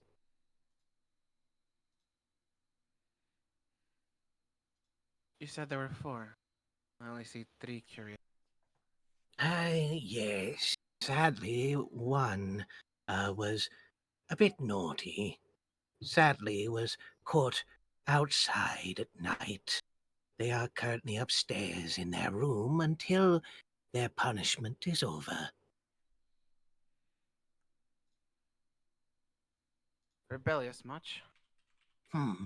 One could say, yes. Quite the troublesome one, that is. But I'm sure quite the fine addition to any family. Could I meet this? You can meet them all. One moment, and she'll quickly step over, clapping her hands in the air as you'll see the three figures inside of the living room that were watching and observing quickly scamper around. One tumbles over onto the floor before picking themselves up, and all three of them align directly in front of you. You'll see one of them seems reasonably taller than the other two. However, all three of them seem relatively small in stature and size. As they stand at attention, you'll notice the doorway at the second floor, at the far end, you'll see slowly open for a moment, opening a crack, before you'll see it eventually open up, and a smaller figure, around the same size as the other two, will make their way out along the top landing, eventually making their way down the steps and falling in line.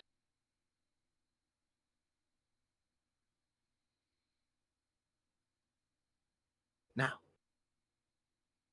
everyone, I would like you to meet our newest guest. And she will beckon towards you, Daisy. Greetings, young one. My name is Rose.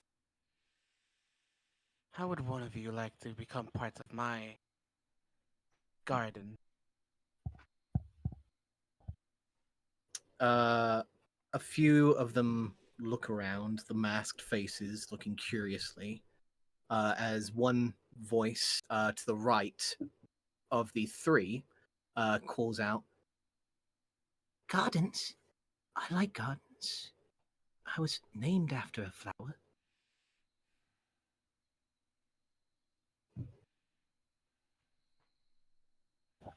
Yeah, You'll hear another one speak out, "Yeah, we were all named after plants." really. What flowers or other plants were you named after? The one that spoke first, I'm Juniper. The one that spoke second, my name's Ash. The one in between them looks between the two that spoke before quietly speaking out. Um, I'm Lavender. And the final one that you had seen on the second landing does not speak.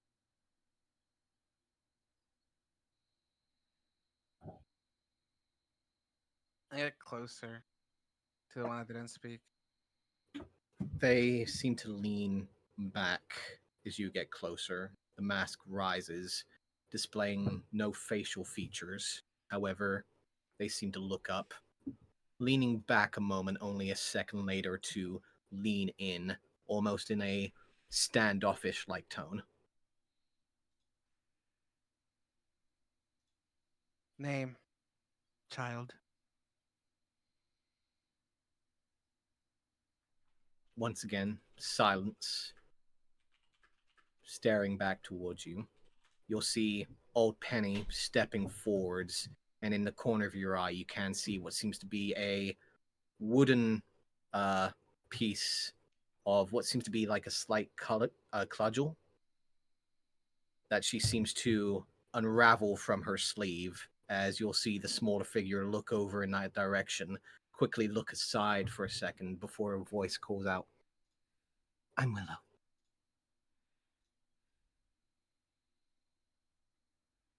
That wasn't Old smart, now, Penny was it? seems to smile behind you as you'll notice her ease the wooden piece back into her sleeve.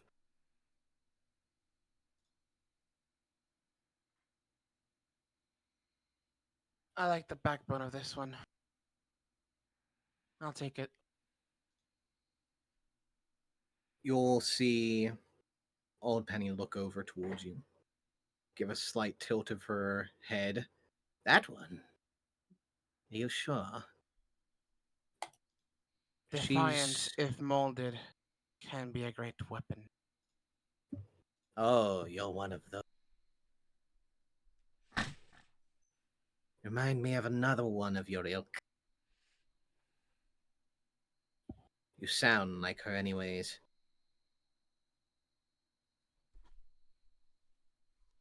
I can get the paperwork sorted out, as long as you have the coin. As you'll see the other three figures looking at each other, you'll notice that there is a very distinct shiver beginning to grow along the one that is named Willow.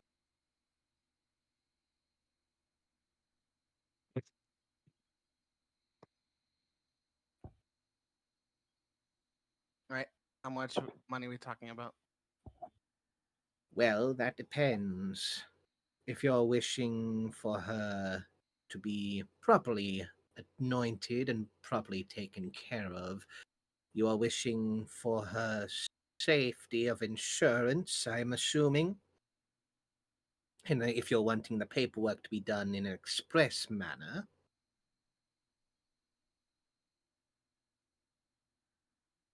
300 gold pieces. All right. I can be arranged. She'll give a Gently, but look over towards you, which you recognize to be a slight surprise from the sudden agreement, as she'll just look over. Yes, of course. Let me get the paperwork for you if that's everything. If that's of course available and everything seems all right. yes. Yes, of course. One moment.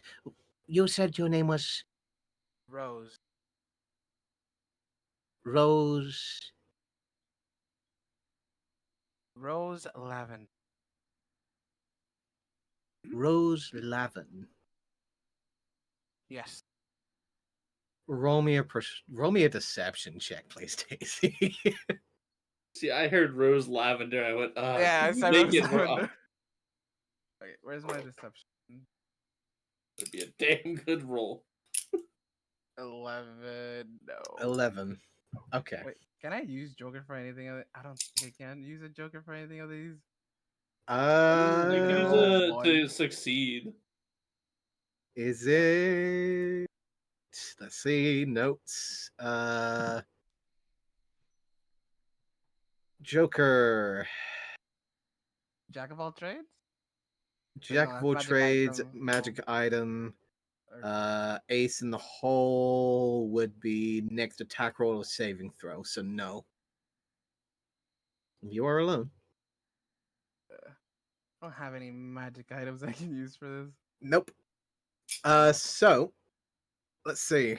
I will go ahead and make the roll public, just so there's no arguments. Okay. Oh, thank the Lord Almighty. You will see her nod for a moment. Rose Lavend. Right, of course.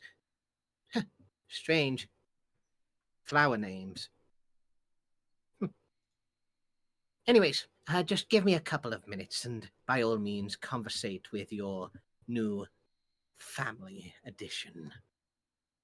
She'll look over towards the masked figure that you now see is the shivering and shaking form of Willow, who seems to be looking over towards you and then back towards old Penny with very clear signs of fear as she's looking back and forth between you. Penny seems to make her way over to a side office as the other three begin to quietly giggle and quietly whisper to each other before one of them rushes over, which you recognize to be Lavender. Quickly rushes over. You got picked. You're gonna be okay. You don't have to do the stuff at nighttime anymore.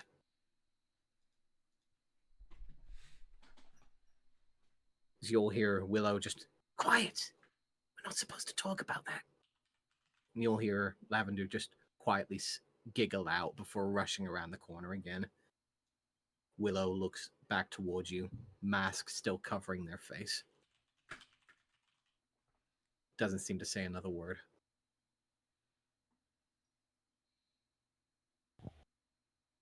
Just stand there, waiting. After a minute or so, you see the figure looking towards you, staring. Where are we going? To a better place. Raising death flags all over the place here. I was just saying, Just- I'm just, this child is like, I'm fucking dead, aren't I? I'm getting sacrificed. Just stares towards you. Funny. Not the first time I've heard someone say that to someone here. Do you enjoy Wisp, young one? Do I enjoy what? Wisp. Wisp. Yes, they tend to be magical little things. They look beautiful in a garden.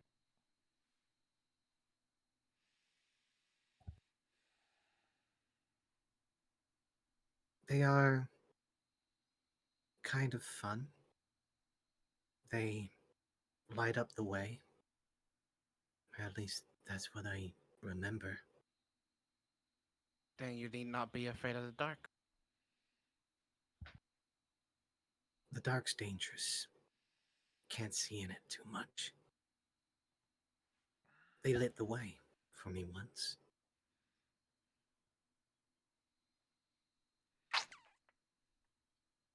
You see her reaching out a hand towards you for a moment, only for the door to the office to open.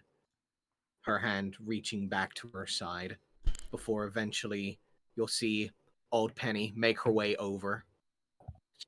Gives a slight smile towards you before handing a few papers over.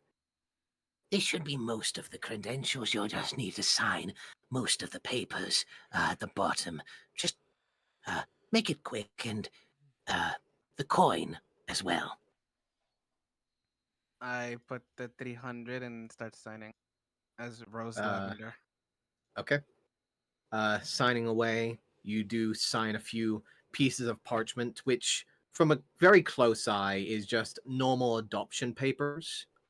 However, you can see at the bottom that there is a very distinctful fine print What does it say? of should the child be returned, there is a returning fee of 2,500 gold pieces. they have a restocking fee. I hate it when they do that. Should they find the child is unaccompanied for any reason, they will return the child to the original location and fine you an additional 2,500 gold pieces. Should the child be harmed in any particular fashion or sense and be found as such, you will be fined an additional 2,500 gold pieces. Should the child be left alone for a total of 24 hours, unaccompanied by the original signer of this document, they will be fined a total of 2,500 gold pieces. It just basically seems to be a large list in the 5 print of if you do anything that would put anything this child in danger for whatever reason for a single second, they will fine you a certain amount. Wow. It's just basically one of the biggest like chain scams you've ever seen. Bro, this is even bigger than a Ponzi scheme, bro. And you begin to realize as you're reading down this line of list of like demands and fines, they actually go ahead and roll me an insight check on one, because you can clearly see that all of this stuff is there. But for what reason? I don't But fucking for know. what reason? Whatever reason, you have a strange feeling that they're not going to keep their eye off this particular child. And that's all you know. Is whatever reason, everything seems to point to them eventually getting the child back and getting a crap ton of money out of it.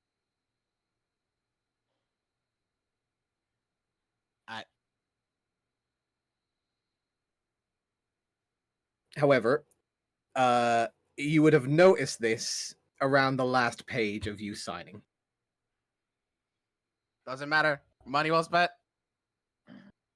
Out of curiosity, was this actual gold or was this Jester's Actual gold? gold. Okay. As the last signature is placed, the old penny will quickly take the papers, checking them over for a moment before pushing the figure of Willow over towards you. Yes, yes, it seems that all the affairs are now in order, and I have taken the payment. Therefore, everything is now in place. Do enjoy your new family member, and do call if you have any issues.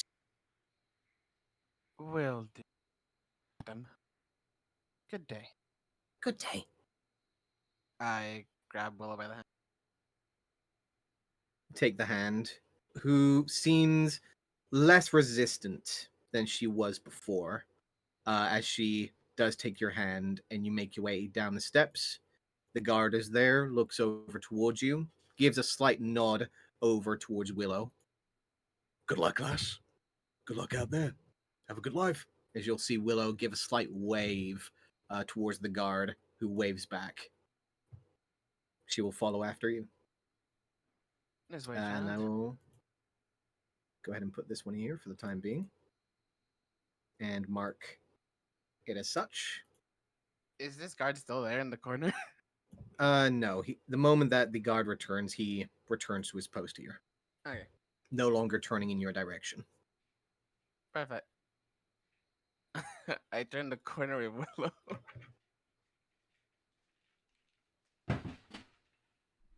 Then I come back to him like, guys, I think I'm a mother now. Just look. Oh. Did I adopt? Yes, I just did adopt. Rovan just looks over for a moment. We are making new friends. I'd enjoy this. New allies. We are a fine company. Is this who we've been looking for? Yes. Friends, this is Willow. Willow, these are my friends. The masked figure, relatively maybe 4 foot in height, waves over towards all of you. Give like a Hides hesitant behind wave Daisy. back, confused. Like, hi. As she hides behind you, Daisy, Mm-hmm. you can see hidden behind the mask what seems to be relatively pale blue skin. Oh. That almost seems to give off a slight luminescence behind the mask.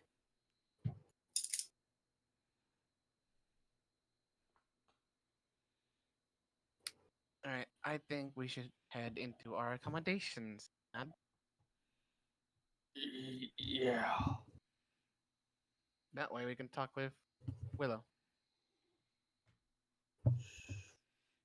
Okay. Oh, congratulations. You got one that can talk. Freck, this is a child. Of course they can all talk. Not all children can talk, Daisy. Well yes, not when they're newborns or babies. Or if they don't have tongues. Don't listen to him.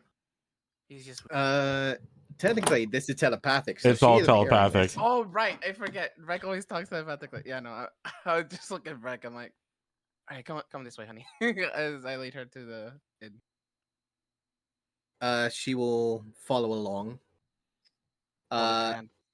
Holding very much gripping your hand with both of hers, follow you along. There is technically a back door to the tavern, but it is closed and locked from what you can see. You know, we'll go through the front door. Front? Okay. Yeah. You guys will come around. Yep. Yeah, 'cause he's got the keys. Yep. You guys make your way to the front, and as you do so, the guard over here will look over towards you, Daisy, for a moment, and point down to the smaller form of Willow. Is that child? Well, yes, this is a child. In case you said anything else, it cut out. Children aren't exactly allowed inside of. Cut out again. Children aren't exactly allowed inside of the inn. Ah. Well, good to know. Is there anywhere else where I can accommodate this child and me for the night? There's usually a few places that are available on the outskirts. Could possibly speak to the mayor, see if he could get you residence within the town. I will look at the outskirts. Thank you. As this is happening, Rovan's gonna look over at Dune. Just lean in for a second. How much you bet that I could convince that man to let us in?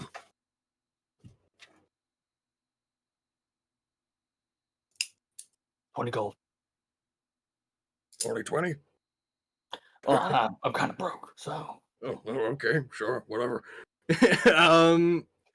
Daisy, as you begin to step away, the much larger form of Rovan will step forwards. Excuse me a moment. Allow me to have my charismatic arm take over this particular conundrum. Before things get too messy, I do want to remind you that I can relocate a person from one place to another, if needed. Such Is as that telepathic to who? the whole group, yeah, Okay. and The whole group. yeah, Rovan. Rovan does not have an earring, so he does not get that information. It's wrecked. Don't need an earring. That's right. That's right. So, okay. He will look over towards you, Vrek, and will just simply give the indication of wait for my mark. I'm saying once we are inside, somebody stay out here with the girl. Once we're inside, I can relocate her through the window.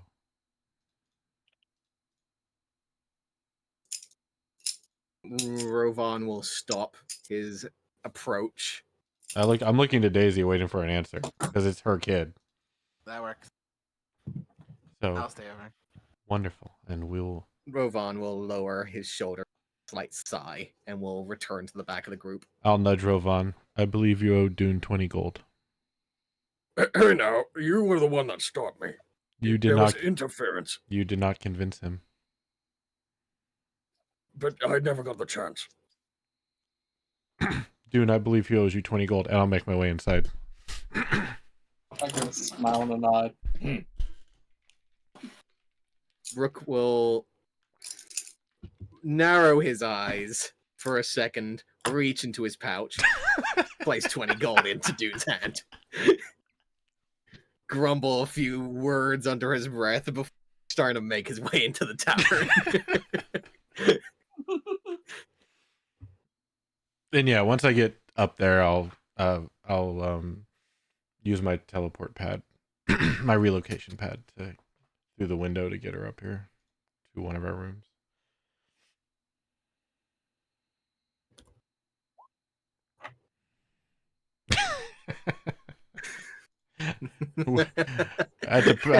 With his intelligence, I doubt it. What? You'd be surprised. You're right. I would More in particular. Oh wait, no, you guys would not have seen this. Actually, Harry would actually be the only one that sees this. For some reason, you see that Rovan does indeed have one additional thing that was invisible. What seems to be a headband over his head. Lies. You're just making up stuff at this point. I am not. No, I'm legitimate. I forgot that he had that. Oh my gosh. That was Parkless, not Vrek, but still. Okay. Anyways, Rovan will follow in the back, being the hulking distraction, as a few people take notice of the rather larger members of the group following behind. However, you guys will make your way inside of the front inn, leaving Daisy and Willow at the back. you guys will make your way up to the room that leads to the back, which I believe is number 5, Yeah. which leads to the back, and number 6 leads to the front. You guys make your way to number 5. Vrek, you teleport both Daisy and Willow inside. I'm only using one. I'm only using. I'll walk up. Okay. I Just mean, start unless you can teleporting Willow unless inside? you can consider if Daisy carries Willow, if I can teleport both of them, but I don't know. Sure. Okay, cool. I will say for this particular case, sure. Sweet. Daisy holds on to Willow as she very much holds on and grasping onto you as you are both teleported into the room, just in time to see the mask eventually fall and reveal the face of the younger version behind the mask. As you will indeed see the face of Willow that is now currently with you, which seems to be a air genasi like figure.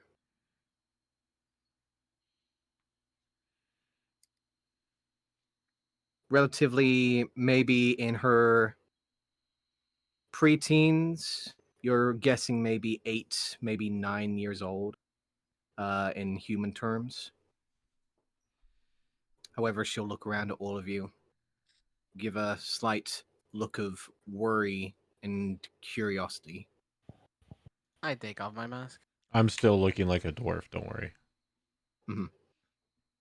Most of you are still disguised with masks, I'll but take she'll mine look off too, around. now. I do it I'll away reveal from the nice camera. bunny rabbit because I look like a nice little bunny rabbit. Maybe that'll make her feel a little more comfortable. And then I'll take mine off with teeth and all. Amatune. I am still a And dwarf. with the demasking, the revealing of the faces, and the revealing of possibly a new companion within the confines of Avin, and especially now someone to protect. Another one to add Yep. to the list. That is where we will send a end of the session for now. As you now have a possible contact, Willow. Willow. One of the previous orphans of the Unlucky Pennies orphanage within Avin. Bro, I went in expecting to make a contact, came out the mother. What the fuck? Welcome to Dungeons and Dragons, where anything is Yo. possible. Yo. Mommy, did you Including want a boy randomly or a becoming a mother. girl? I wanted a massage. Anyway, you guys can keep your silvery barbs. I love vortex warp. It is my favorite spell. Oh, it's so good. It's force teleport is so much better than I want to teleport. No, I want to teleport somebody else. I'm moving you, and you just have to sit. I mean, you can save, but Yeah. so good. Oh, actually, this is funny as fuck. Okay. I just realized some of the things that Rovan has, and this is actually perfect. What you guys are just done. Fuck's sake. Why are you guys choosing all the correct options? I don't like this. You guys are doing things I don't even know are things. We've played tall tale games. I was like, I told Ravon, he's an important person. His wife says so. He's like, I am. I'm like, you're coming with us. Are you my So new daddy? let's see. No. He's your Bro. uncle. I am your uncle once removed. Wow, Ravon, where'd you get that armor from? From the Temple of Plot. Isn't it shiny? Just for note. He's got the circlet of intelligence. Stupid frick. Oh my gosh. Nice rock flex.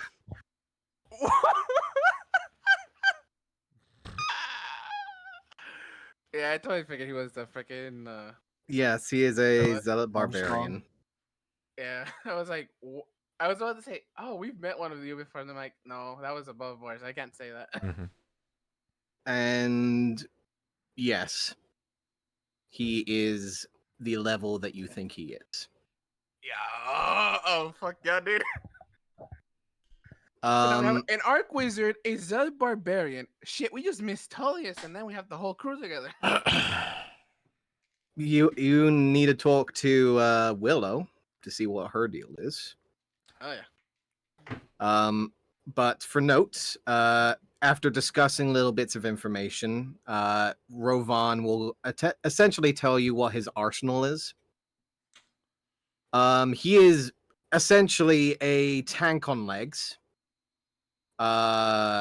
He is resistant to a fair amount of different kinds of damage, including resistance to fire, radiant and cold and lightning. He understands abyssal, common, deep speech, halfling, and elvish. He has items that he can hand to you temporarily, but will ask for them back. Which include a cloak of elven kind, an amulet of health, and a headband of intellect. Yep, good old headband of intellect. Hey yo. Yeah. Which he was gifted to by his wife. Oh. That's where the headband came from.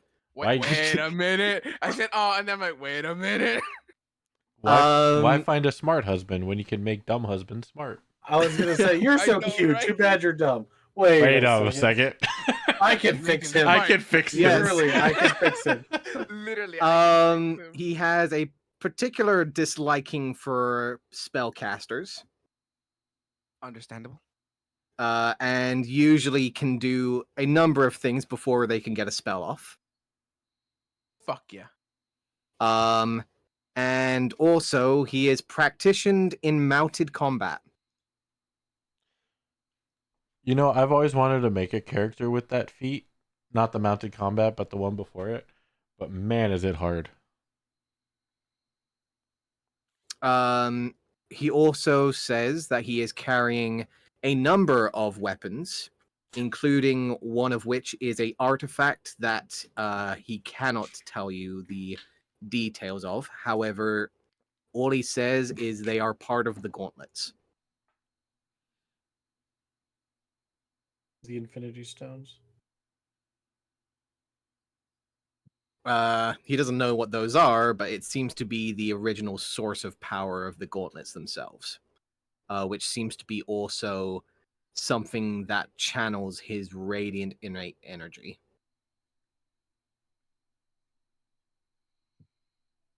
The way you He said also radiant says energy, my brain said, "Wait, is this still layer?" That he cannot die by being aged. That's oddly specific, and I don't like that.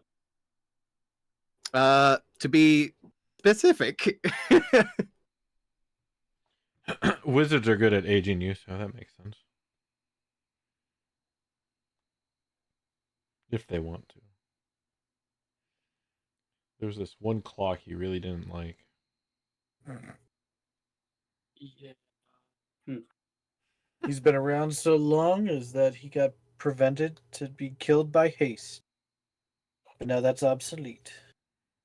and should things get a little out of hand, and call for drastic measures, he can turn into an elemental should he decide to. As one does. More As specifically, one more specifically, a radiant fire elemental. Wait, when he punches people, Hold on, I got. no, does his hand Oh, this hand of mine is burning red. burns red? Does its awesome power tell him to defeat you? Oh no, hold on, give me a second. Let me roll his punch real quick and see how this goes. Fucking hell. Quite big. to say the least. No, I was. He healed Um, insect. I'm sorry, plus Oh, yeah. 17? yes. Oh my god. He did say that he is carrying a very powerful set of gauntlets. Yeah. That's fucking crazy.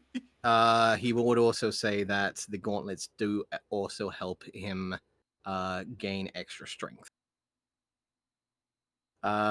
One additional thing is he would offer Dune the ability to try on the belt, and Roger, since they are the taller members of the group.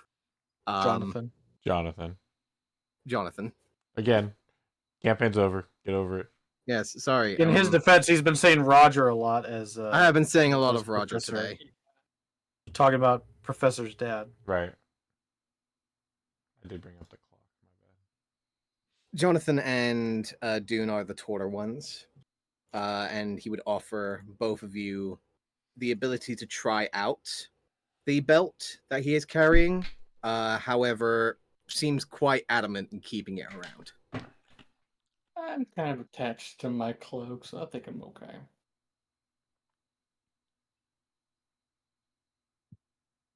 I would. Yeah, I'm So- always willing to try out ways of being stronger, better.